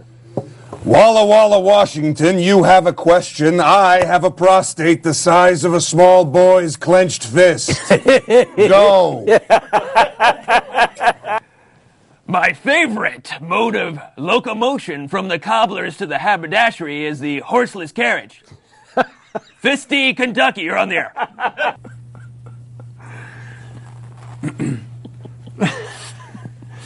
All right, I'm so sorry. I thought that was Larry. That's it. That's it. Now go to the phone. You're done. You'll have to forgive me. I just shot my pants. Every night, I sleep in a hammock made from the bones of my enemies. And once, this is true, once, in a misguided effort to impress Angie Dickinson, I swallowed a Phillips screwdriver. Waukesha, Wisconsin. And that's all the news that we have this evening from Kuala Lumpur. I do want to point out an episiotomy takes longer than you think. Kermit, Arizona. In the fall of 1971 at an Arco station in Buttonwillow, I had my entire fist up Monty Hall's ass. So is that kind of what you're going for? Go to the phone. Huh? Go to the phone. Go to the phone. Oh! Had my entire fist up Monty Hall's, or Steve McQueen's rectum. I wasn't sure which one you wanted. Yeah, okay. I was in a cornhole stack at the Playboy Mansion in 1968. Merv Griffin was on the bottom, then me, Fess Parker, Ronnie Shell, Art Garfunkel, Trini Lopez, and Sebastian Cabot. Hef was watching while Otto Premiture blew him. Butte, Montana. So, there you go. I wanted to do a long one. Oh, cornhole stack. Yeah, I was just seeing. Oh, lovely. transformation. That was so sweet. So there you go. There's a couple of examples, my dear friend, of what the Larry King game looks like from afar. You're taking pictures? No, down there? I'm trying to shut my phone off. Oh, I thought I heard photos happening. You did. I didn't know I did that. I was like, "What? How did that happen?" I was trying to be a good guest. Yeah. And it took forever for the phone to turn on. I was going to call my wife and say, "Honey, are you watching?" Right. So she could tweet, "Sweetie, you can She tweet." could tweet a question. Is there a way to get in there, Jamie? For someone tweeting in, just go to @Kevin Pollak. Are you hearing that, honey? Go to what is it? @Kevin Just Pollak. @Kevin Pollak on the tweet, and tweet in, sweetie. Also, Let Kenny, us- if you could ask everybody outside to laugh and talk louder, that'd be great. Let us know you're That'd be helpful. you're watching, sweetheart. She's putting to bed 4 kids tonight without the old man. So, Right. Yeah. What are the ages? Charlie is 10, Margot is 8, and the twins, Sergeant and Audrey, are 3.5. Oh my! Yeah. How's the twins thing working? That's awesome. It's Right. I tell you, it's a blast every day. It's trying, of course. It'll pull everything out of you. Right. We have help every day. Sure. But we couldn't live without it. Of course, you can. You mean from the Lord? From the Lord. Okay. Christ the Savior, which is what you say, right? No. Not some. That will be. What's her name? Perjean. What's her name? Carrie Prejean. Perjean. We're with him. That's inappropriate. What? For you not to be a Christian is inappropriate, Kevin. I'm not. That's inappropriate. That's all she kept saying. And right? Did you ever watch what's her name? Carrie Prejean. Carrie Prejean, the what is this song? Miss California. Oh, yeah, and the I Larry missed King the hubbub. thing. Yeah, I gloss over. They make so much hay about it, right? When those things happen. And it really wasn't that dramatic, but my God, they were sewing it. It's like, come on, who cares? Yeah. But all she would say is, that's inappropriate to Larry. And the thing is, it was interesting, like, that's her choice of word. Yeah. That's inappropriate. It's not really inappropriate. You having 7 or 8 sex videos is inappropriate. That's what you're thinking of, hon. You're thinking what you've done is inappropriate. Right. God bless you. You can do what you want. Yeah. But you can't be holier than thou. Yeah. You're a hypocrite. Wait, to be fair, she doesn't have any sex videos. No? She just has the one solo video. Oh, it's just the one. What are the other ones? The videos that are... I read on Google News, there were 7. 7 solo videos? 7 videos. That is a lot 7 of sex videos. Sounds like some editing. Maybe. Yeah, they chopped it up. chapters. Anyway, Chapters or that's 7 what or I was 8 making chapters. my I see. stab at you not being Christians inappropriate. Yes. Yeah. As Very inappropriate. thin. Yeah. So anyway, hi, honey. Yes. Oh, the 4 kids. Welcome back. So the So she twins and the yes. Charlie, you said was 10. Charlie's 10, 5th grade. Margot is 8, 2nd grade, and the twins in preschool at 3.5. So just a complete and utter home full. It's awesome. Yeah. I mean, there's a lot of energy going on in that room. We live in a one-room apartment. And you came, sure you do. And you came from a big family, so right. This Kind of is a something natural that thing. you and your wife both wanted as well, and it's also. You know, you want to hear the other story? Please. Okay. Here's the, take away from our comedy discussion. When my son Charlie was born. This is going to be the conflict that drives the third act. There you go. Yeah. Yeah. When my son Charlie was born, my wife had placenta accreta. I'll say. Which is. That placenta's got accreta if I've ever seen it. Ain't that placenta marvelous? The placenta grows into the uterus as opposed to grooms up to it. And so when Charlie was born, he was born 5 weeks early because my wife started to hemorrhage. The placenta has been overactive, grown into the womb. Oh, my. So when normally it just births away, Sure. now it's ripping. Oh, my. So Charlie was out in 20 minutes, Yeah. emergency C-section. Leah's on the table for 3.5 hours. Oh, yeah. And bleeding to death. Yeah, basically. You know, we're at Cedars, thank God. It's the greatest hospital in the world. And unlike- it may be one of the greatest hospitals in the world. Anyway. And unlike in the days of Mad Men, when you're out in the lobby having a smoke and a drink, you're Yeah. right there. We're there going, what? And at some point he's saying, "Sir, you need to wait outside." Yeah, no, I'm there. We're praying the whole time. Oh, yeah. There's a curtain between Sure. us and what's going on. And I remember when Charlie was born, they bring him up. We're like, yay, I took a picture with a disposable camera. Well, it's emergency C-section. We're there. I'm like thinking, oh, in all of your pregnancy classes, prenatal classes, they tell you it'll take about 20 minutes. And then they'll sew her up, and you'll all go back up to the room, be reunited with your child, and you probably start nursing right away. No. All this stuff. Yeah. Well, I remember going over, meeting Charlie, taking a picture, all that stuff, but I know my wife is still, being cut on, and I remember walking back to my wife, because they got to go clean him up anyway, it's not like I get to hold him, and the gynecologist, the female surgeon there is she looks up to me like this.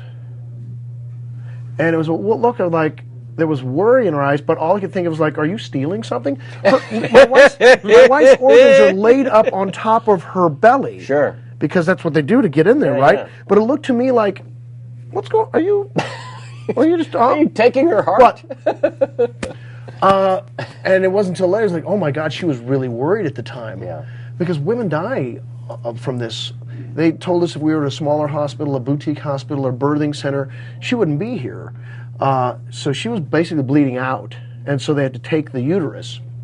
Because we'd had a fabulous pregnancy. Everything had gone wonderful. And so that happens. Good rehearsal. Yeah. Yeah.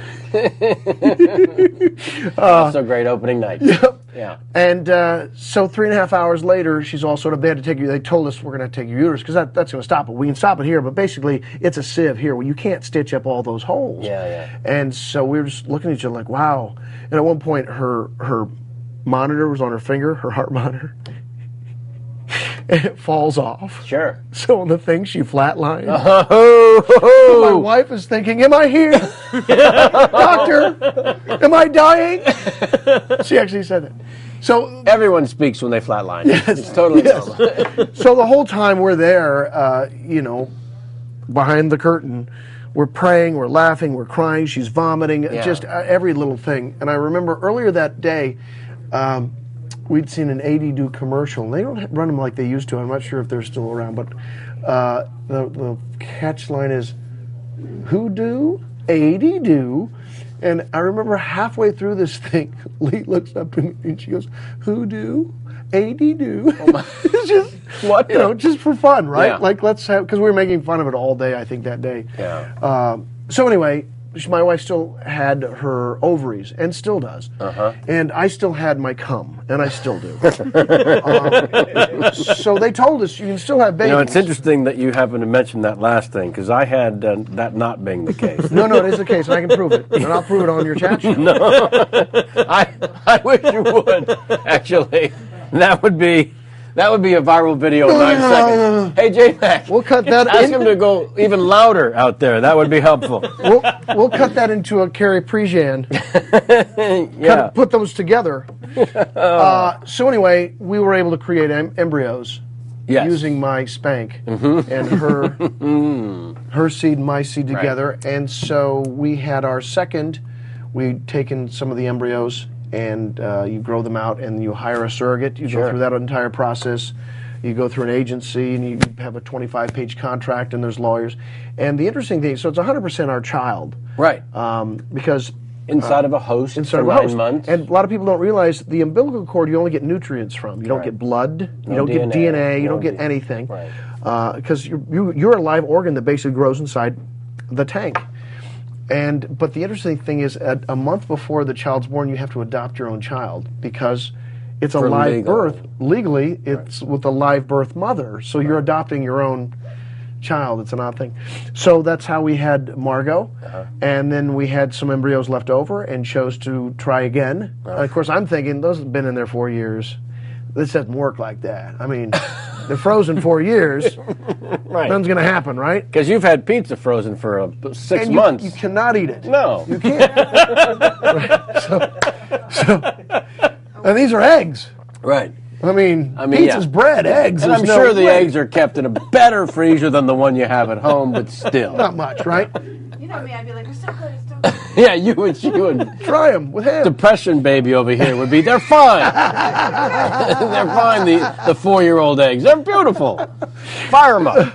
So then I remember it was 2005, and we did the transfer, and we were just building a guest house in the back, just starting, and found out we were pregnant with twins. Oh, my. And I remember thinking, oh, that's not my office. That's going to be where the nanny lives. Yeah.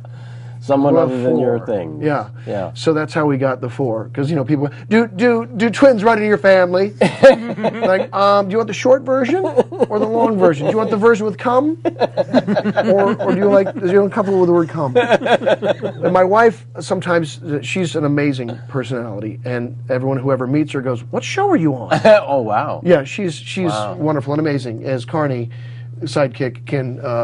Carnival Barker, right? Yes. Yeah, Crony's long gone. As Crony, conman, Carnival Barker, freak show entrepreneur can attest to. Ringmaster? Ringmaster. She's an amazing personality. Well, she's beautiful, she's funny, she's wonderful. People are always like, what show are you on? That's pretty great. And so in fact, she would probably be saying, tell him I'll do his show. And she'll have a better way of telling the stories. They'll be longer and more embellished. We've made a decision that in the new year we'll be bringing back some guests. This was our 33rd show, I believe, but we started doing 2 guests at a time. So we have about 50 or a little more than that interviews that we've done thus far, and we're going to start bringing people back. So when you return, should you be inclined. She's coming. She's coming. Yeah. You'd love her. We're gonna do the Ma Pa version. Yeah. Delightful. So anyway, she's putting this 4 together, and that's how we have twins, and we are blessed. Yeah, you are. But about 2 weeks before the twins were born, because you pretty much know 36 weeks is about when they're coming, because they bake quicker, right? Okay. In the kiln, and I remember about 2 weeks. I was like, before they were born, waking up in the middle of the night, and go, oh, they're coming, and it's going to double overnight. It's going to happen. You're going from 2 to 4. 2 to 4. 2 you can kind of manage. Yeah. Hey. Right. You're man on man. You've got 2 hands. But then you've got to go to zone. On 4. You do have to go to zone. And then who knows? Yeah. It's like, wait, homework. Hold it. I got a diaper. Yeah. I got 2 diapers. Yeah. And you have homework too? Yeah. Come on. Suddenly Jimmy Stewart yelling at Zuzu makes sense. Lasso the moon. Yeah. Fuck the moon. Yeah, it all starts to make sense, I imagine, at some point.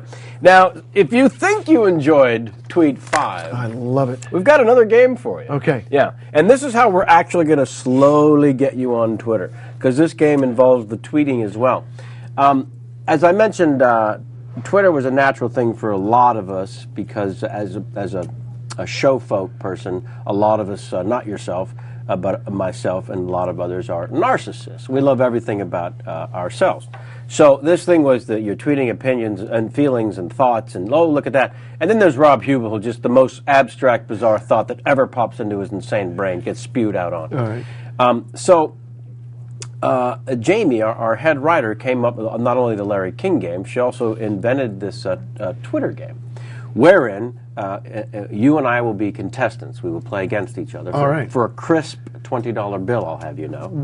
Can I ask any questions as we go? Yes, you can. Where does the $20 bill come from? My pocket. So you like it already, right? Well, to me, I almost don't want to take money from you. Uh-huh. But you enjoy gambling. So to you, it's more of like, I want to win it. Yeah. To me, I'm like, you should keep it. No. Here's the deal. Every guest who has won, who's tried to give the 20 back, failed only because I said it's a much better story for me if you take the 20. It really is. Yeah. It really, truly is. Here's what I will do. And I recently gave someone a gift, and they said, do this. Please tuck this in your wallet. Okay.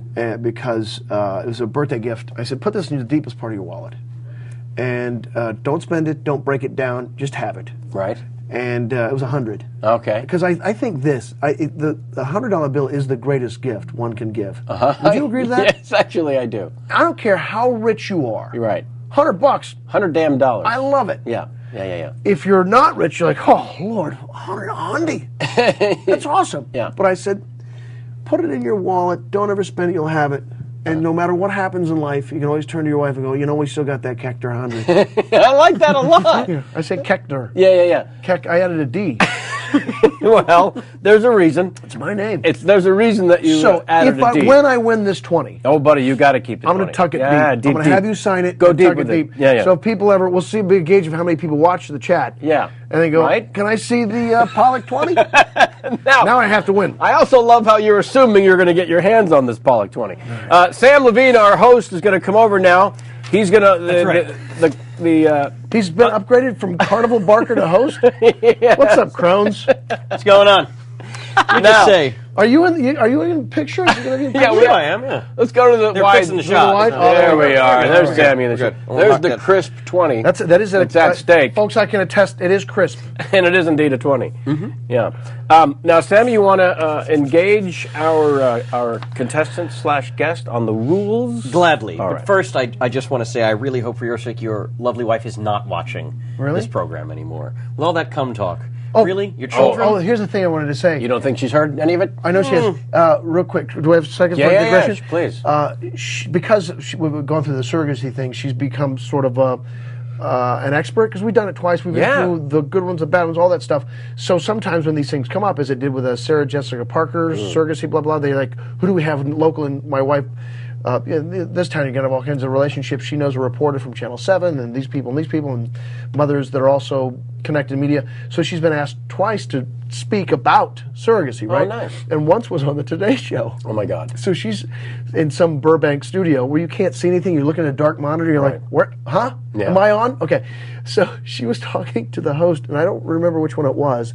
I don't think it was Meredith, but she was talking about the surrogacy, and she said man juice. Did she? We used my husband's man juice because my wife's hilarious. She's very funny. And so the woman took it, shocked her. It shocked the host. Yeah, a little bit. But Lee just went on like it wasn't a bit. And she was that close to saying come. Yeah. With the you. And if the kids are, Charlie and Morgan, if you're watching, we'll talk about it later. Yeah. Charlie and I had a tiny sex talk the other day. Did you? Yeah. I can't imagine come with the U came up. No, it didn't. No, let's be clear. But, Are you talking about dwarf sex? No, we were talking about douche. That we all went on a field trip, and there happened to be a tampon in the river. Thank God. And so the sixth grade boys were going, look at the douche, look at the douche. And I'm thinking, shut up, I'm not going to say anything. But, they're people think they're idiots. Yeah, they're still saying it at school. The douche, hey douche, you see that douche? Remember that douche? And so I said, Charlie, just so you know, those guys got it wrong. Yeah. It wasn't a douche. Right. And, you want to know what it is, son? He goes, yeah. I said, that was a tampon. Right. Do you want to know what that's used for? All right. And I tried in the most genteel terms saying about the lining of what a uterus is. Behind a woman's stomach, which is actually lower, but where they think about it, right? There's a lining. That's. I actually know. But the thing is, is that I was trying to recreate the conversation I was having. I love that you felt that I was so engaged with you that you were Charlie. Damn it, Kevin! I was just about to finally learn. Here's the thing. Go on. I love that. That meant I was being a good actor. Anyway, I know what a douche is. Yes. And speaking of douche, I'm going to be a douche right now and explain how this game works. Okay. Okay. This game is what we like to call Tyra, Paris, or Demi. I'm going to read a series of 8 tweets. Individually, one at a time. One at a time. And after each tweet, you're going to ring in, and you ring in by saying your own first name. For you, that would be Kevin. For you, that would be... Koechner with a D. Koechner with a D. Koechnerd. Koechnerd. And Koechnerd's then, 20. okay. And then, after you ring in, I will go to you, and then you will either say Tyra, Paris, or Demi. Now, you feel comfortable with the rules as they were stated? Yep. All right. And here's how the points work. Why do we have to say our name? Because otherwise I won't know who to go to. We might both go ding. You can't just both go ding and scream it at the same time. That's good. We've worked this out. Here's how it Tyra, goes. Here's how it goes. Paris, Demi. Yeah, Yep. those are the 3 women. Can I put up a 22? Yes, of course you can. Is that okay? It's never happened, but I don't see why not. I think it's important we get to that level. It gives me more stakes. I've yet to win, by the way. So. Oh, hey, look at Can we go 40? Rich Uncle Pennybags over here. What's going on? Tyra, Paris, Demi. Now here's how the points work. For every time you ring in and get a question correct, a tweet correct, you're going to get 5 points. But here's the wrinkle. Ring in, get it wrong, I'm going to deduct 3 points. Yeah. Oh, yeah. So don't be Happy Slappy Jones and then take a guess. Yeah. 1 point for a yes. For God's 5 sake, points for don't an be incorrect. Happy Minus Slappy 3 Jones. for an incorrect. Yeah. And here's how you're going to get yourself a bonus point. Huh? When you ring in and you believe the correct answer is Tyra, you give the proclamation that Tyra would, which I believe is kiss my fat ass. I'm sorry? No motion? Kiss my fat ass. When did she say that? She actually has said it a lot. I don't watch the show. Jamie, what happened? How did she? No. I know from the suit. She's known. I always wear it because someone said. Oh, yeah, she she's was bathing fat, suit. She looked overweight. And she embraced it. She's like, well, you know what? You can kiss my fat ass. And they kept showing it on the suit. That's nice. That's how I know. That's Kiss how my we- fat ass. Kiss my fat after ass. Tyra. I Yeah. know everything because of If you think, in other words, if I think the correct answer is Tyra, instead of saying her name, I say kiss my fat ass. That's correct. That's how I get an extra bonus You're going to get a point. bonus point. If you just say Tyra and you happen to be right, you get 5 points. Yeah. Say kiss my fat ass, you're getting 6. So 5 now and 3 for an incorrect answer. Yes. Don't be Happy Slappy. Minus 3. Now he rings in, he gets it wrong, you cannot answer. He's just going to lose I don't 3 get points. a 5 auto. No. He just loses 3 No. points. So you can be in deficit and win. Yes. Absolutely. It's practically happened, Yeah. Yeah. as I recall. Yeah. Now, is there any proclamation after announcing the other 2? Paris or Demi? No. There's no bonus No. points awarded. Loves it. Okay. Is everybody cool on the rules? Yeah, he said loves it. We're going to have a clean game. We're good to Isn't that go. what Paris says? Yeah, loves it. Loves it. And does Demi have a proclamation she's known for? Ashton Faster. I don't Ditto? She says ditto? Well, I was thinking that Because of Ghost. Oh, I see. Ditto. I was thinking Ashton, clean up your room. All right, let's All right. see what I did. Or you can't have your milk. Tweet number 1. The movie Precious better win some Oscars. The best movie I've seen in a long time. Such a sad... Kevin! Kiss my fat ass! I'm sorry, no. No! It's too obvious. Too obvious indeed. Do you tell us who it is? I will. Such a sad and emotional film. I love Precious. Shockingly enough, Paris Hilton. Really? Because then you think Paris Hilton. because someone's touting its Oscar worthiness, it might be the actress. Yeah, see, I went through all of those, and I Yep. came out still the other end. Yeah. You did a double switcheroo. Thinking, yes. Too obvious, too he's- obvious. Yep, boom! Yeah. I got to. Okay. All right, so I'm minus 3. Minus 3. I'm free to Got you. slap it. We press on. You All are right. free to slap it. Tweet number 2. Uh-huh. And I just want to add, fuck you, paparazzi, for invading our privacy. The laws are changing here. Kevin! No! I was going to say Kevin. To me. Yeah. That's correct. Yeah! Hour being the operative word. That's what got you. Yes, sir. I thought I Hour. waited too long. I knew it right away as well.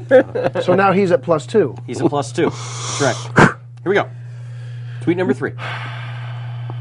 I'm really proud of my shoe line, as you can see. I hope Koechner. you enjoy... Paris. Or Paris.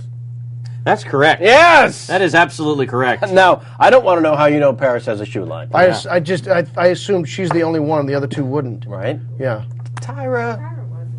She's got the Well, model. my ignorance saved me. All right, you are ahead, mister. Here we go. Tweet number 4. Y'all ever notice how your pee smells funny? Tyra, kiss my black Ooh, ass. I'm sorry. Again with the no? No. You're correct, but I can award no bonus point. No, yeah, okay. So I get +5. How does one get a bonus? If he'd have just said, kiss my fat ass. You get a bonus point? Yes. You get 6 instead of 5. What you see? All right, you're down by 2 again, mister. Oh, Carney. How many questions left? 3 or 4? At some point, it becomes a moot issue if it becomes mathematically impossible for me. No, it never. We're nowhere near a moot point. You're only down by 2. I assure you. Only down by 2 points. This is truly anyone's game. Tweet number 5. Think huge. There are unseen forces ready to support your dreams. Koechner. I heard Koechner first. Yes, you did. To me. You are correct. 100%. I would bet everything I own on it. Will you give me your points? Slide that money over because that was crazy Paris Hilton. Oh! Can you believe that? Negative trace! Can you believe that? She must have read something somewhere? I can only assume. I was assuming whoever it was read something somewhere. What was the full quote? Full quote is, things are huge. There are unseen forces ready to support your dreams. Think positive and believe, and they will happen. They do happen. Yeah, that's now that you hear the whole quote, you're like, of course, it's nobody but the fair-haired wonder. Okay. Yeah. Now, tweet number 6. Come on, he's buckling. Can I quit? Surrender? No. Quit. Of course not. Okay. Tweet number 6. I bought a new coat, and it is Big Bird Yellow. Koechner. Tyra, kiss my fat ass. Tyra. You want to say kiss my black ass, don't you? I do. That's what I want to say. Well, actually, you're not supposed to say Tyra first, though. I think I know. you only gets the 5. I messed it up. I can But only it is give you the Tyra. 5 because I already... But I did get it. You are did. correct. You are yes. correct. We are tied. It's a dead heat with 2 tweets It left. is a dead heat. Oh, I love it. All right.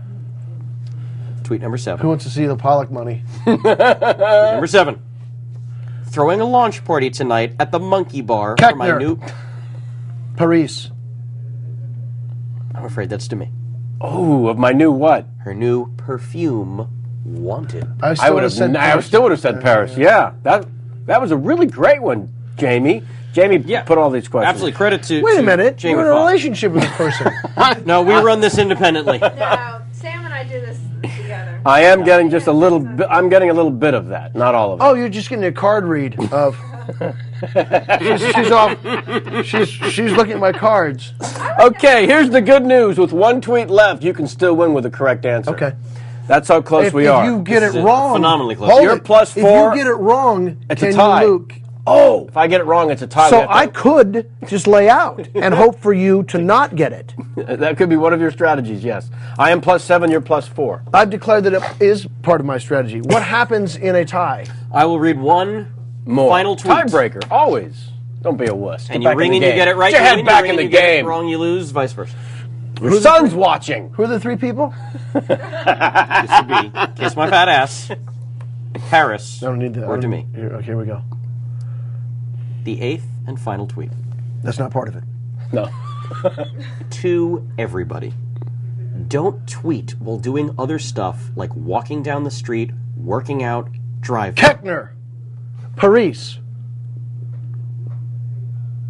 I'm sorry, that's Tyra Banks. Oh no! What were you going to guess? Actually, it felt like Tyra to me. Did not feel okay. like to me at all. I'm working out and walking down the street with a dog, right? No, I saw I that. think that was a Street toss-up driving. between those two. Because you could hurt yourself. That was a 50-50 Or to me. somebody else. I would point still is- say Paris after hearing the whole thing. But did you agree that the fun thing about this, I'm realizing, is not taking the money? It's that these questions are not obvious. No. They're not obvious at all. And that's the important part. And thank you both for that. Yeah. So this is a game of your invention. Yes. It's a wonderful game. It's evolved. It used to be Oprah Miley Cyrus, Uh-huh. to me, and then Miley took herself off Twitter. Yeah. And then I had to cancel Oprah because she quit. But no, it hasn't. The game has remained the same. Whose tweet is that? Who said it? Yes. That's That great. can always change. That's It's whose great. Tweet. It's a beautiful game. And you've never tweeted before, and you still enjoyed the hell out of No. the game, did you not? I did. Yeah.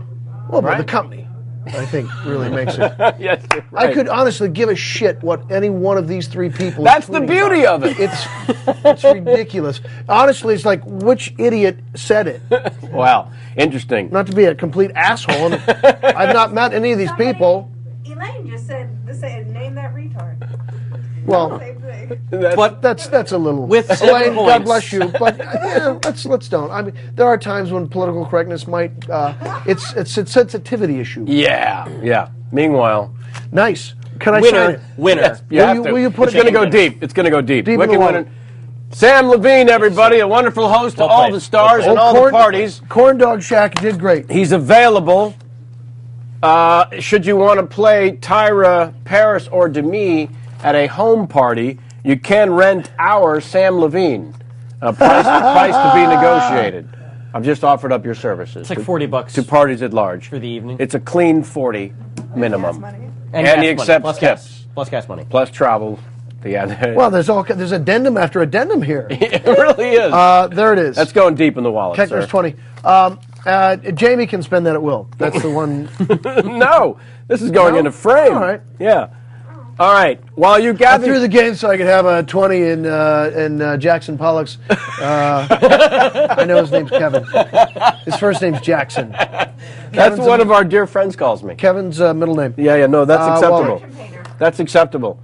Here's the thing. yes, There sir. is a little bit of thing. It's like, you're always carrying around a little Koechner. I am indeed. You talk about cum. Here's the thing. I waxed on that 20 earlier. Oh, I wanted to say, but I didn't know how respectful to be of the... By the way, waxed has been called. Waxed has been I've called. waxed on that 20 earlier. Wax has been called. I wanted to chime in when you were doing your contest for the 30. Yes. Are you coming with? Do I show up at the event? Yes. What, the restaurant?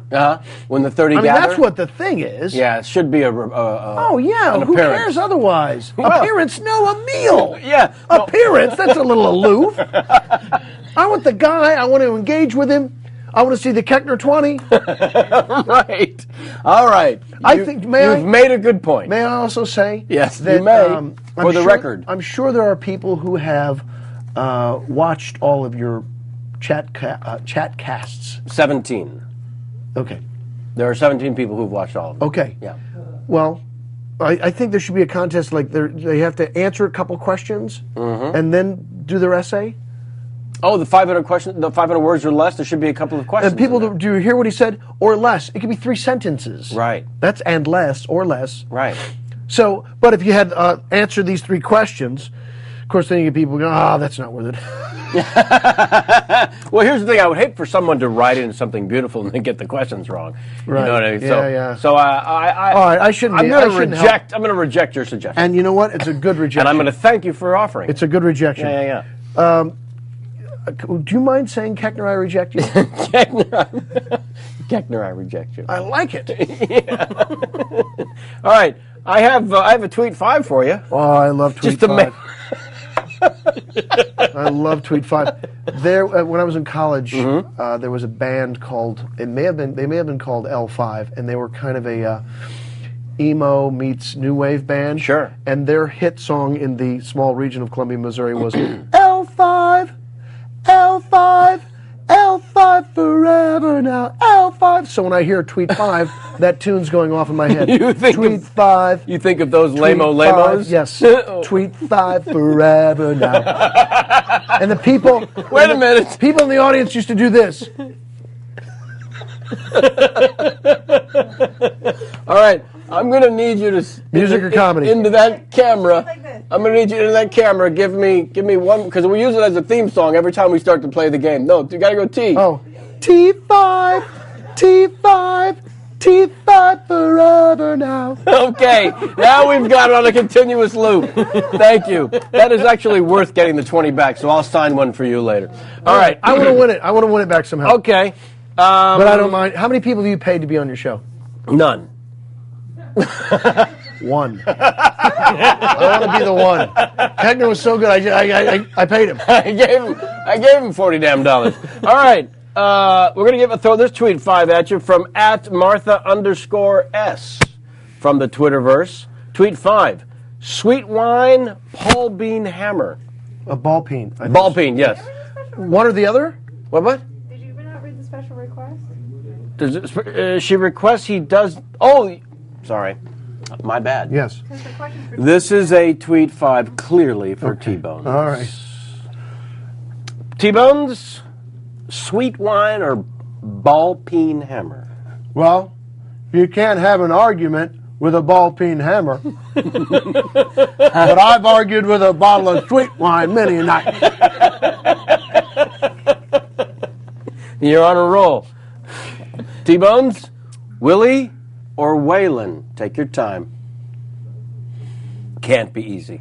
Well, there was a time, or an album or two, where Willie and Waylon played together, but am I forced to make a choice? You are indeed. Willie Nelson. Uh-huh. Come over or sideburns? Had to choose. Gun to your head.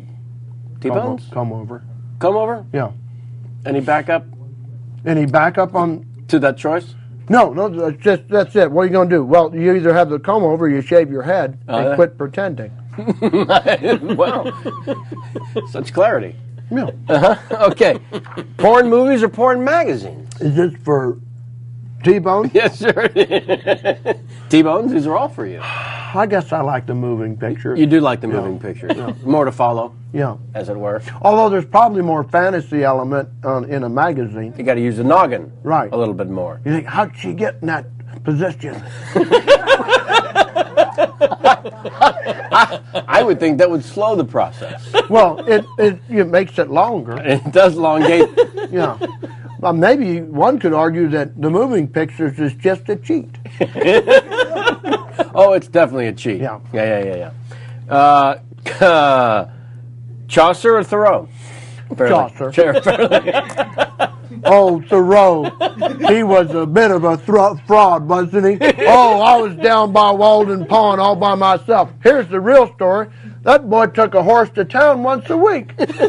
Oh, yeah, you're lonely all week long, but then you caught a whore in town. Don't tell me that bullshit, HD. Huh? Now, Chaucer, carbuncles and all. I'll take that motherfucker, because it's like porn pictures. Yes. See, it takes longer to get through it. Yes. Oh, Thoreau, I can read it. Yeah, you're bored. You're here alone. You damn near hear the mist, right? Yes. But for Chaucer, it's damn near Beowulf. I got to get through the hieroglyphics of it, right? Wow. No more calls. Pencils down. We have a winner. Oh, my. If only it brought your A game. And from that, we go to, please tell me what it was like to yell at Samuel Jackson in Snakes on a Plane. It was fun. Yeah. That was fun. Here's the thing. The first time I did it... Because he's a hitter. He is. Yeah, you're stepping into the bigs. Yeah. And there's that weird thing for us funny folk. Yeah. I don't know how many opportunities you've had to go toe-to-toe with that kind of an entity. Yeah. You don't mess around. No. Not yet. And so I had decided, and I think I'd met him a night or two before, and we'd all gone out to see a ball game. We were in Vancouver. Uh-huh. And... so not a great ball game. Not a great ball. No, I'm sorry, at a bar. Oh, at a bar. To watch a game. Ah. Wait. It was August. I'm wrong. I'm lying. God, what are we going to watch? You went skeet shooting. Yes. God, we wanted to watch something. I forget what it was. Anyway, but we didn't get to interact too much because we don't want to. There was a group, yeah. There was a group. And so this is the first time I was going to do a scene with him, was that scene where I'm doing this monologue, basically. And I'm trying to remember the monologue. First of all, you want to do that part, right? Yeah. I remember in rehearsal, I decided to do it super serious as a joke kind of thing. And then I stumbled, and once, if you're doing a monologue, once you stumble one thing, it's just, you're falling down. Yeah. And he just looks at me and goes, hey, easy, De Niro. Take it easy. All right, we'll just get through it. And I want to go, oh, no, I was doing a bit. I was trying to act real hard. but I didn't. I was like, I was just, ha ha. But I know that he probably thought, oh, this guy's trying to act like a big actor, and he's going to come hard at me and all this shit. And I was like, oh, of course he doesn't know I'm doing a bit. Yeah, he doesn't know you. Trying to really strong arm this. He doesn't know I was like, trying to really put on this act of I'm going to yell at Sam Jackson. Oh, but it didn't work. I was like, and then just did it however it came out later. Right. But he's cool. And plus, that to be in a scene with Sam Jackson, pretty cool. Yeah. Yeah. Oh, that's awesome. And I got to die in the movie. That was fun. Yeah. Well, you can't beat that either. No. Have you died in a picture? Oh boy, have I? What kind of a question is that? We have a regular.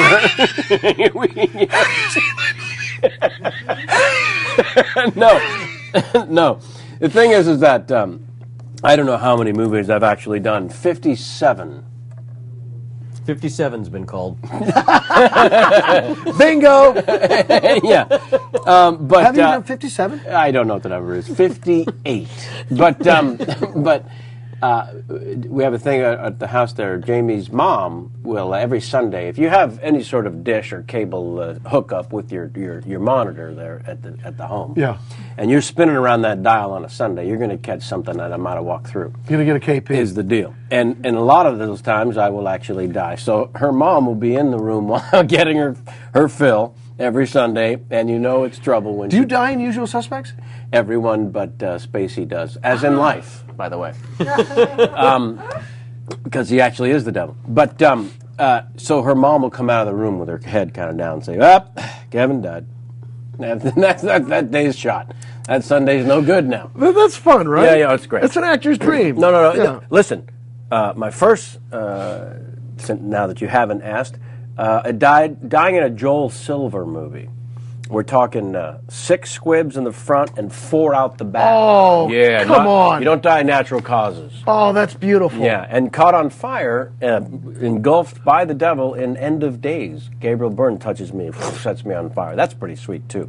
But I want to know a little bit more about Nathan from Extract, because, buddy, very few characters have grabbed my heart and tugged that particular way in the comedy motion picture. Well, seriously, thank you. Honestly, there was a humanity there that without your choices as an actor, I don't feel the urgency that Pretty Boy is supposed to be putting across in the scenes. Jason, who Jamie calls the sun, because you can't look at him for too long. He's so gorgeous. Yeah, he's too pretty. Well, he's a wonderful guy, though. Oh, yeah, we do love Baby. Yeah, it's easy to love that guy. He's another genuine, just wonderful person. Unexplainably. Yep. Because God does not give with both hands. And somehow this kid... Well, here's a guy you're just so happy for. Yeah. You're like, God bless, yes! Yeah. Talent, wonderful person, and it's happening, yes! I agree 100%. Yeah. We met him right after Hitchcock had come out. Hancock? I would say. Because he did Hitch also. But you said Hitchcock, and I knew exactly you were talking about Hancock. I'm a little like we Homer. might as well be 80. Might as well. Yeah, honey, what was it? Well, it started with an H and ended in a cock. How was I wrong? Turn left. I'd rather be wrong than admit that you're right. H-cock. That's actually most of our argument. Yeah. I'd rather be wrong. I'd rather be wrong. Get me the walker. When we do our dinner theater tour, yes. our dinner theater tour where we're playing these 2 crotcheties. Yes. That's the name of it, I think. I'd rather be wrong. I'd rather be wrong. Yeah. I'm going to somebody write that down. Kenny? I'd rather be wrong. All right, so, we met Is there him. a Kenny connected with the show in any way? Or is Carney Krabby now elevated to the role of Kenny? There's no Kenny. Does Kenny die? No. No, that's actually Dr. Kenneth Chen. Are you a doctor? Yes, he is. He's Asian. It's so Doctor of medicine or Doctor of I'd rather be. Medicine, yeah. I'd rather be you have right. an MD? Just say yes, Kenneth. A PhD, not an MD. So you're a doctor. It's an honorary. Well, you say it like so. Well, not an MD. Modest, PhD. Well, how would I know? We assumed you'd Google all of Asian us. guy. I'd let him cut on me. So I met this Asian guy, and I had a mole. Right. So he went ahead and removed it. Always carry a scalpel in my wallet. Should you run into an Asian? Next to the Pollak 20. Right. And I said, hey, you're a doctor. So we're I'd rather be extract. right is the name. No, Is the name of our dinner theater tour. So yeah, when we met the Bateman, it was right after the Hancock movie came out, which is one of the first big leads where he really had to carry his own. Because he's you have with to Will agree. Smith. Because he's opposite Will Smith, and there's no greater shining orb than that. Yep. And then you've got Charlize Theron, or however the hell she says that name, Right. on the other side. And so I just went on for about 5 minutes about how deep he had hit that particular ball and stood his ground against Majors. And his response was filled with such genuine appreciation that I thought, in a nanosecond, I knew how real and wonderful this guy is. Right. Okay, so you're in scenes with him, and you're bringing Nathan, this creation of yours. Obviously, a bunch of it's in the script there, but how much are you contributing in this particular opus? None.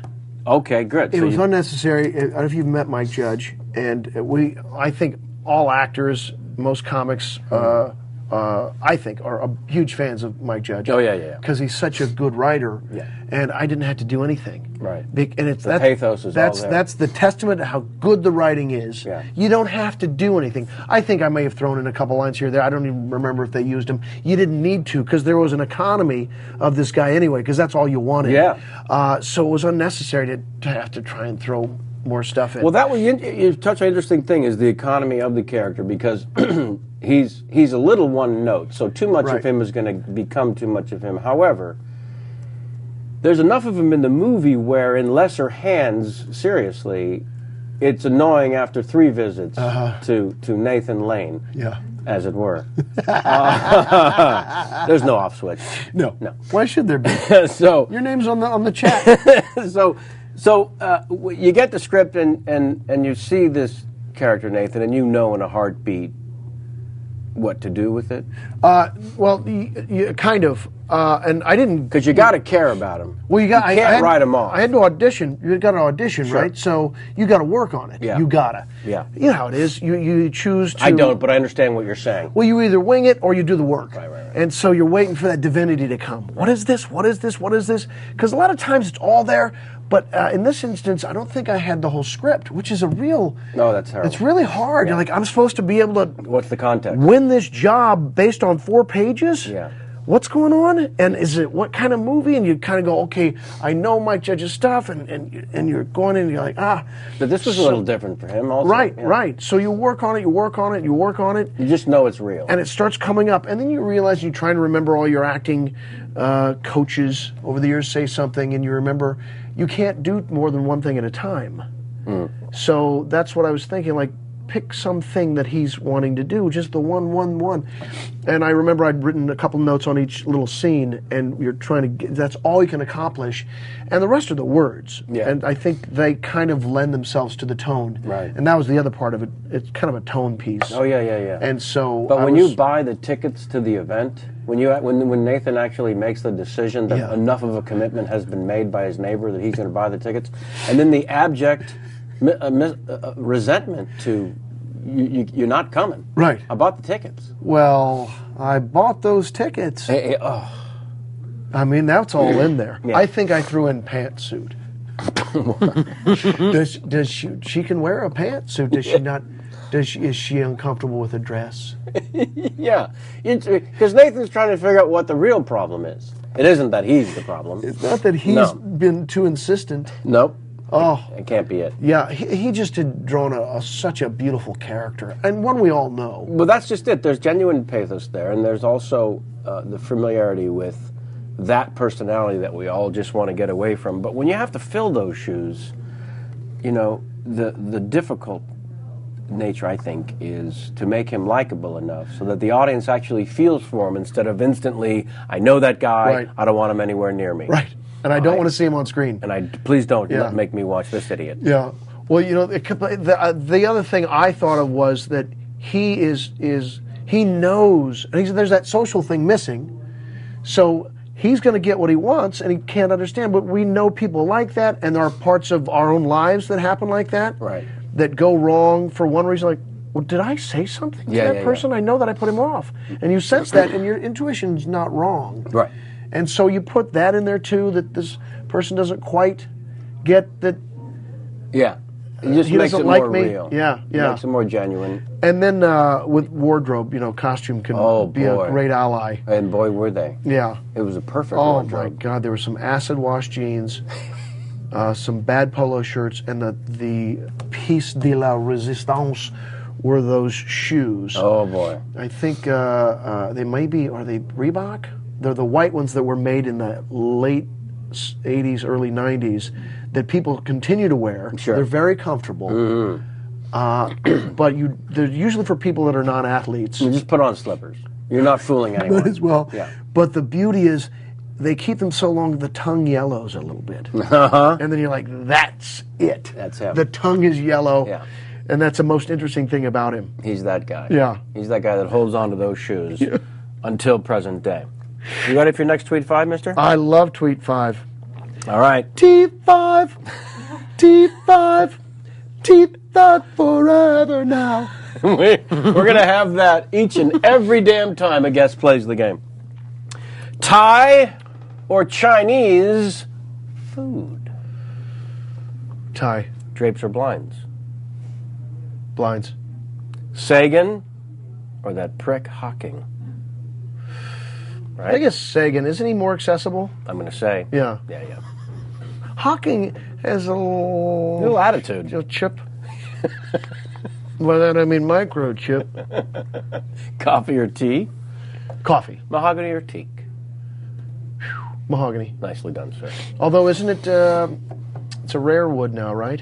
Mahogany? Yeah. Or the mahogany. The movie was starring Diana Ross? Oh, that! Oh my God! Did you audition for that? Yes. Me too. I'm not going to get Billy it. again? Yeah. It seems so ridiculous as a choice. I think mahogany's a banned wood, isn't it? It's a protected wood. It should be. It should be. Beautiful mahogany. Yeah. Gorgeous. You rarely hear people say, "Oh, that mahogany's ugly." No, exactly. Right? Unless someone painted it. Ooh, painted it white. This is all part of our show. I can see this piece going into the show, and it's a chunk we love. And people go, "Yeah, you lose the wood piece." You two talk about wood. No, that's 9 minutes. It's a 9-minute hunk. What are you talking about? And one of us, I do a change during that. By the way, we've tried the 4-minute truncated version. We find the reason to keep it in. And I actually go to the bathroom then. That's the other thing. That's the other thing. You guys can't drink on stage anymore. No. Yeah, because one of you can't constantly be leaving the stage. It's a two-hander. The piece is a two-hander. I'd like to ask you a little thing called Good Old-Fashioned Orgy. Yeah. Delightful movie. And it is... Completed. It's listed as completed. It is completed. And wonderful directors who are... Writers, too. Yes. Yeah. The writers wrote it and directed it, and wonderful guys. Big cast, yes. too. Great cast, great script, really good movie. Don't know if it obviously light of day because the financier is Mayday. at having a breakdown? Loggerheads with the filmmakers. He's kicked them off the thing 3 times. And he sees this as a super broad movie that apparently actually has... record scratches, which for the modern parlance goes like this, or something like that. That's going to be gone. It has to be. Yeah. Yeah. But just that idea of what a scratch across record is. Apparently, he's got some really broad farcical film that he had envisioned, and the filmmakers had this more subtle, kind of like Big Chill feel to it. And so now he owns it. He's pulling them off it. So I don't think it's going to be distributed anytime soon. Well, let's watch. Let's watch and find out what happens with that because what I was picture. reading about it was the story seems so great. Yeah. You mentioned the Big Chill aspect to it, which is. You care about these kids. Yes, Yeah. they plan an orgy, but you don't think but it's not Animal House. No. It is people actually having a change of it. It deepens their friendship. I'll say deepens, as it were. Waxed. Can you go deep? Oh, come. Simon Pegg and Nick Frost picked you to be in Paul. That must have been fun as hell. Greg Mottola directed. Yes. And here's the only time you're on Facebook? No, sir, I've heard about it. I went from MySpace and how I learned to hate it to right to Twitter. Okay, so I you jumped over the Facebook. Yeah, and to me, again, that's one of those things, like, I feel like Too much work. It's a business thing. Yeah. I don't really want to... Right. I'm not a big fan of email, just because it feels like responsibility. How do you feel about Morse code? Whew, it's if they can get it up to letters that I can punch in one at a time. Right. Morse code is tweeting. Yeah. Isn't it? Yeah. But anyway, when I first came to Facebook, I was like, it's kind of fun. See what happens, right? My wife had done it for a while. I was like, that seems like horse shit to me. Right.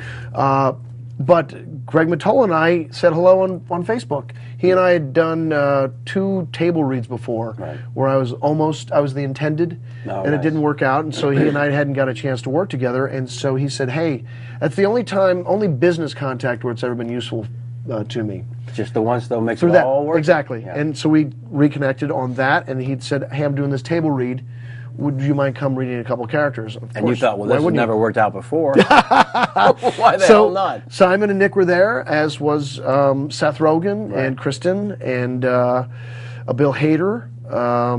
Funny people. Yeah, great, really good. John Hamm was there actually that night. I think he's probably unavailable for the picture. Ended up being Jason Bateman. Oh, yeah. In the picture. But great group of people, and so that's how that happened. Did the reading. And as luck would have it, I do a decent redneck. As it turns out. I doubt that you and I are ever going to take roles from one another. It's either going to be a sophisticated urbanite or... Really? Sophisticated urbanite? That's you. To block? Yes, to block. Which way you want to go? Koechner or Pollak? Oh, fuck. Is that all we have? Who's the new guy? Levine. Levine? Yeah. I like that. He's going to go sophisticated urbanite before he's going to go redneck. Yeah. I just read for a character from New Orleans with a fine Southern accent. Was he a redneck? He sure was. I'm sorry to say you're not going to get the Overweight. part, Sam. Tall. Sammy, you're not going to get the part. No. Fingers crossed. I don't know how to break it to you. No, I've got good people working for me. I know Fingers you crossed. want the part, but it's not going to happen. That is the bizarre thing. No matter how diversified you attempt to be, and buddy, I've been trying. Yeah. You walk in that room, they've got a preconceived notion, and if you're not doing a character, right, but actually bringing some sort of humanity to it, I'm thinking of the example, and it's actually not going to come out right. But when the agent calls and says, they don't buy you as stupid. Literally, they don't buy it. You know? And I don't know, I felt pretty stupid. I felt like a moron in there, I got to be honest with you.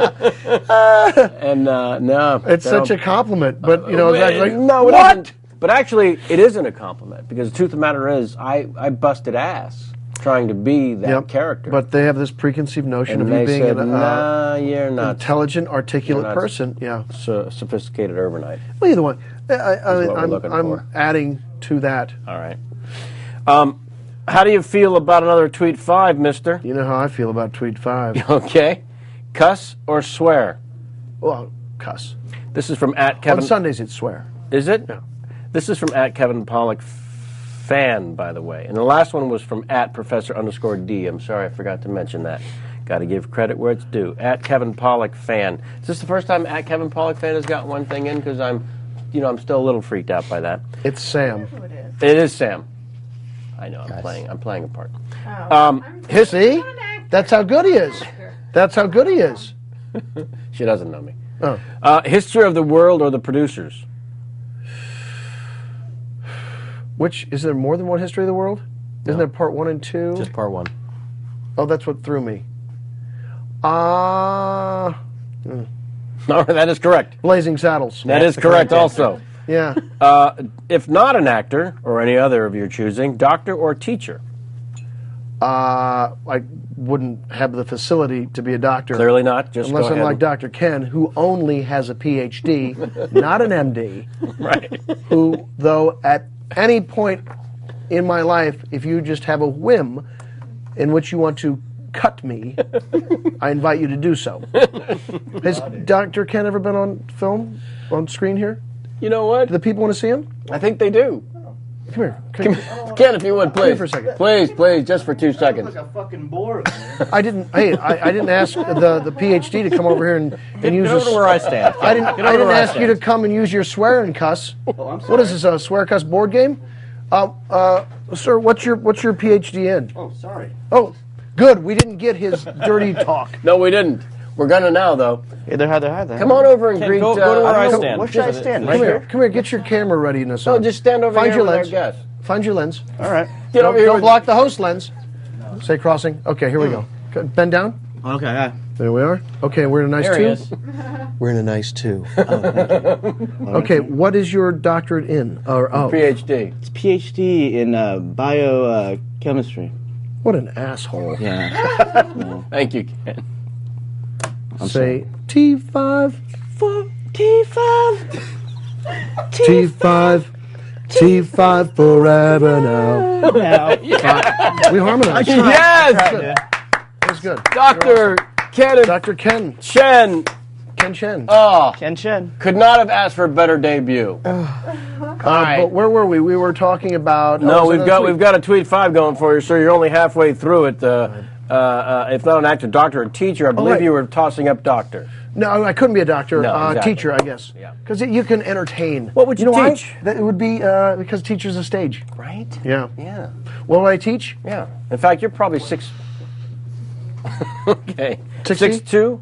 I'm 6'2", 6'3" in heels, and I'm always wearing heels. Rather write or direct, sir. Would you rather Right. write or direct? I have no right. I do write. Yeah. You write. Yeah. I have no desire to direct. That's another none whatsoever. None. That's another skill set that too many. Well, there's too many good ones that don't work enough. Right. And those that take it on lightly, I think, are denigrating the art, and there is an art to it. And I really realize, to me, you can really tell a bad director when it's shows up on film. Oh boy. Sometimes the great ones, you don't know how well they have helped the story be told because you're just in it. Right. But a lot of times you're like, why am I not interested? A lot of times it's just the direction's poor. Yeah.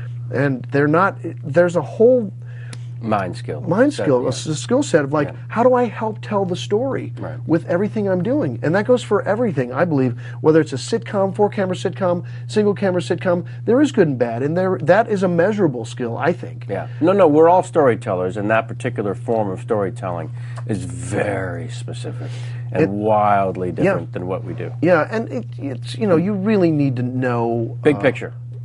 Got to see the big picture at all times. Yes. Yeah. Exactly. We get to play in a sandbox for 2-3 minutes in front of the camera. Right. And I hate keeping the big picture in my mind. Yeah, exactly. They have to know. They'd be on top of the acting, all the technical things that go through it. Wow. Once he gets a taste. Wow. Oh, look at him. He's over there tweeting about the experience. Yeah, man. Totally just got another piece of the camera. Check me out. You were winding down, mind you, but still in the middle of making a fine point. And Ken just My mic is on too, so you hear the slow motion. I love it. I love it. Yeah, I don't know how tight a ship KP runs. Are you going to be yelled at later? I'll be hung. Because let me tell you, this man is scared right now. He's also drunk with power. Yeah. And drunk from beer. It's that easy. You just walk in front of the damn thing. You know what he's thinking? I'm practically directing this thing. You know what I think I said about you earlier? Oh, fuck. I think I said what an asshole, and I think I was right. What was it? What kind of biology? Biochemistry. Biochemistry. Honestly, that's awesome. Thanks. I was making light of it. That's quite an accomplishment. Well, appreciate it. Thank you. Man. That's 8 years? 8, 9. How do you think we got him to sit here and be the floor director on the show? Do you still yearn to be in show business? Never really. You're in show business. Yeah. But do you want me to yearn to be in show business? No, I'm asking. Do I yearn? Not really. Okay. Okay. All right. I guess I'm the asshole. Oh. No, who'd want to do what you do? Oh. I can't wait to say fish. Man, we are not getting along. Shit. This gives us a lot of room to grow. Right. It does. I'm going to forget about But when you come back with the missus, right? She'll say, "Where's that asshole? Where's the doctor? Where's the doctor? Can you put my wife's uterus back in?" Oh, yeah. I can do that. I could also give it legs and stuff. Robotics. What? Bio. Chemistry. You gonna wax my wife's legs? What's going on? What kind of ship? All right. I would like to get this particular one back on course. Yes. If I may. If it's at all possible. And waxed is called once again, but for a totally different reason. The final question of the tweet 5, I'm sorry. we didn't quite get to, was kissing Rudd or Rogan, if you had a choice. Oh, Rudd. Yeah, please. That's a no. Yeah. You want to go pretty. I had an executive the other day. Yes. Female executive ask me. She goes, "Do you keep in touch with Paul Rudd?" I mean, I said, a little Christmas card once a year. Like, oh. She's like, oh.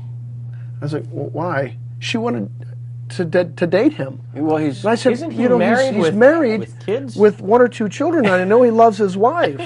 Jesus. But she's an executive, but she was enamored of the movie star. Right. It was so interesting. I was like, wow, I only have 4 kids. And I'm right next to you. I'm not really a celebrity.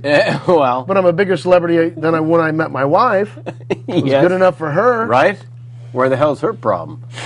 I would like you Lovely to... woman, by the way. Yeah, clearly. Yeah. And you'll work together many times. One of the things I liked about Rick, the Birdmaster... which you haven't seen, by the way. No, I haven't seen it. Yeah.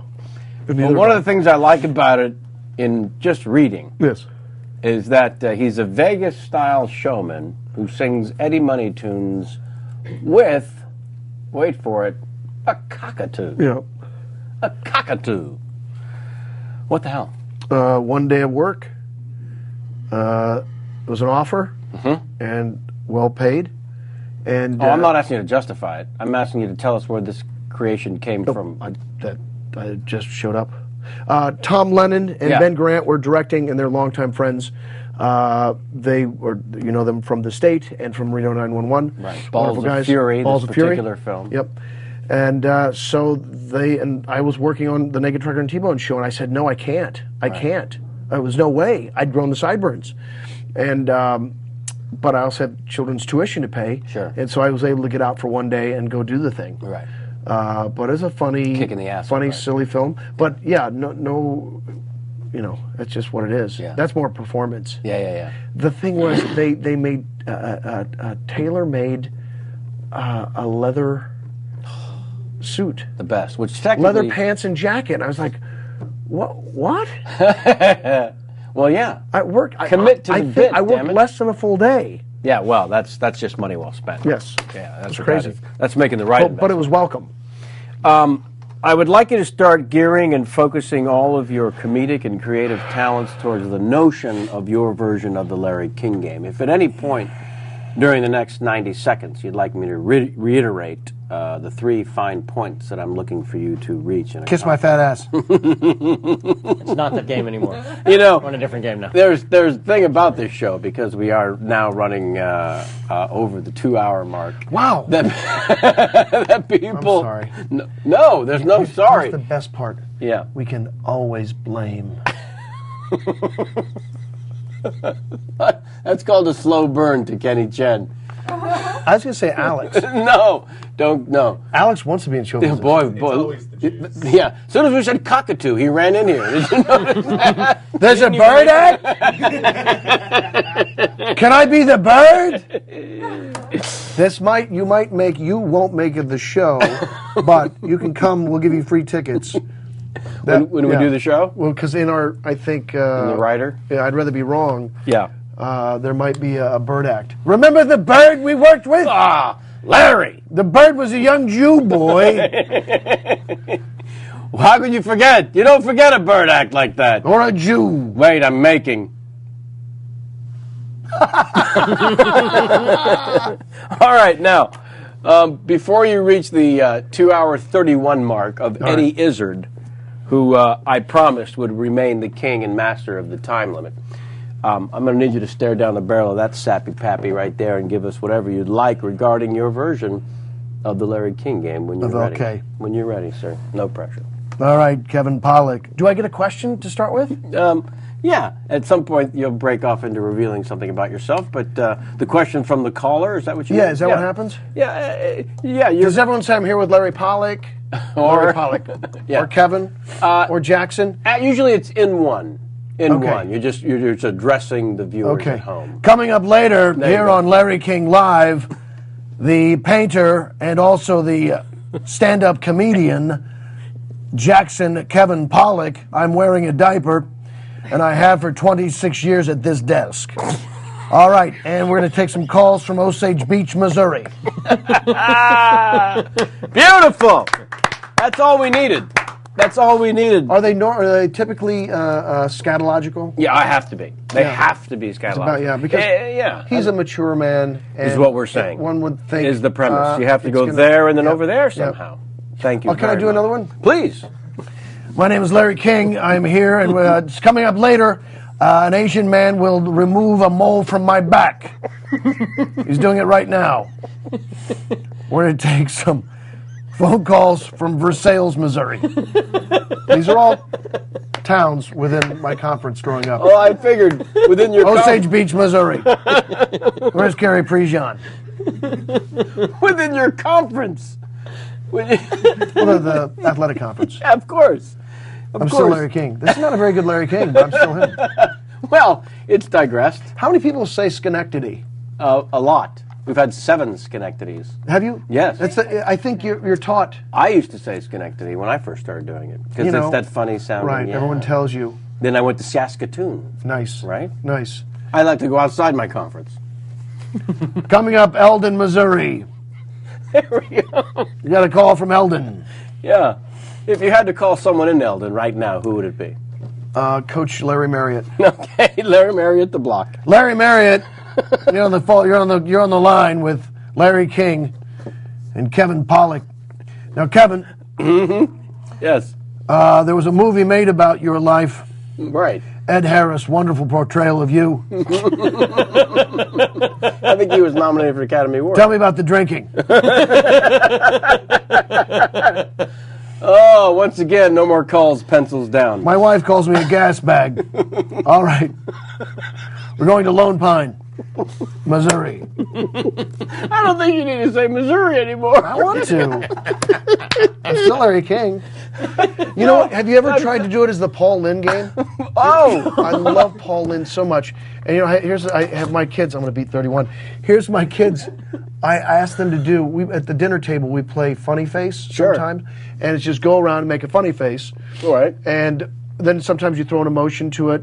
Surprise, funny face, whatever it is. But I'm trying to get them to say, all of them to go, I'm Paul Lynde. That's all I want is each one of my kids at any point. So if they're watching, now you know what to get Dad at Father's Day. I'm Paul Lynde. I don't know. I'm Kevin Pollak. Oh, God. I want to shoot myself. The only thing worse would be an Asian with a PhD. Okay. Don't you love Paul Lynde? Oh, please. Yeah. I think we told the story already on the show. There's a great story I'll tell you off the air about him on an airplane. If you It's that special. Off the air. It means I just got invited for after. That's right. Oh, I want to thank you from the bottom of my soul, honestly, for giving us this time. It just meant the world to us, and it's been fantastic. And please come back with your wife. I will. I will. Thanks for having me. In fact, you're not welcome back unless you bring the missus. Oh, I will. I will. Yeah. I will. I'm going to tell you that right now. All right. I'll tell you the rest later. I love Dr. Ken, by the way. Yeah, of all in course. good fun. We only kids the ones we love, right? Yeah, please. All right, sit there orderly while I say goodnight to Mr. and Mrs. What a ridiculous amount of laughter we had. Thank you so much for joining us. Write to us at contact@kevinpollakschatshow.com. I want to thank the Donkey Tees also. Before I mention the T-shirt, I don't know if I'd thank them for that. And Jeremy Shelton again for our new opening, and Brian Tyler for the new music. And thank my guest, Richard Koechner, just because he said my name wrong so many times. I felt compelled. I can't believe I did it twice. Speaking of Richard, there's a little send-off for you. Let's go out to our crew to see what they've been up to for the past 2 hours and 28 minutes. Huh. Oh, wait. Nice. That's weird. They seem it's as if we're in an episode of The Twilight Zone, and we were inside of a little glass bubble. Next week, we have our 5th Academy Award winner, Robert Legato, who does the visual effects on such opus, which he won the many trophies for Titanic, but the next one being Avatar, which is the crazy movie that everybody's talking about, James Cameron's next film, and the head of the special effects team, visual effects, a multi-award winner, bastard, who's ridiculously funny, but the bar's been raised a little high today, so we'll have some fun with Robert. Then we'll take a little break for the Thanksgiving, and then come back with a couple of more crazy funny cats in Chris Hardwick, and then one of the stars of the new FX series, The League, Nick Kroll. So you can look forward to all that in the coming days and weeks and months. Until then, as always, get out of my face.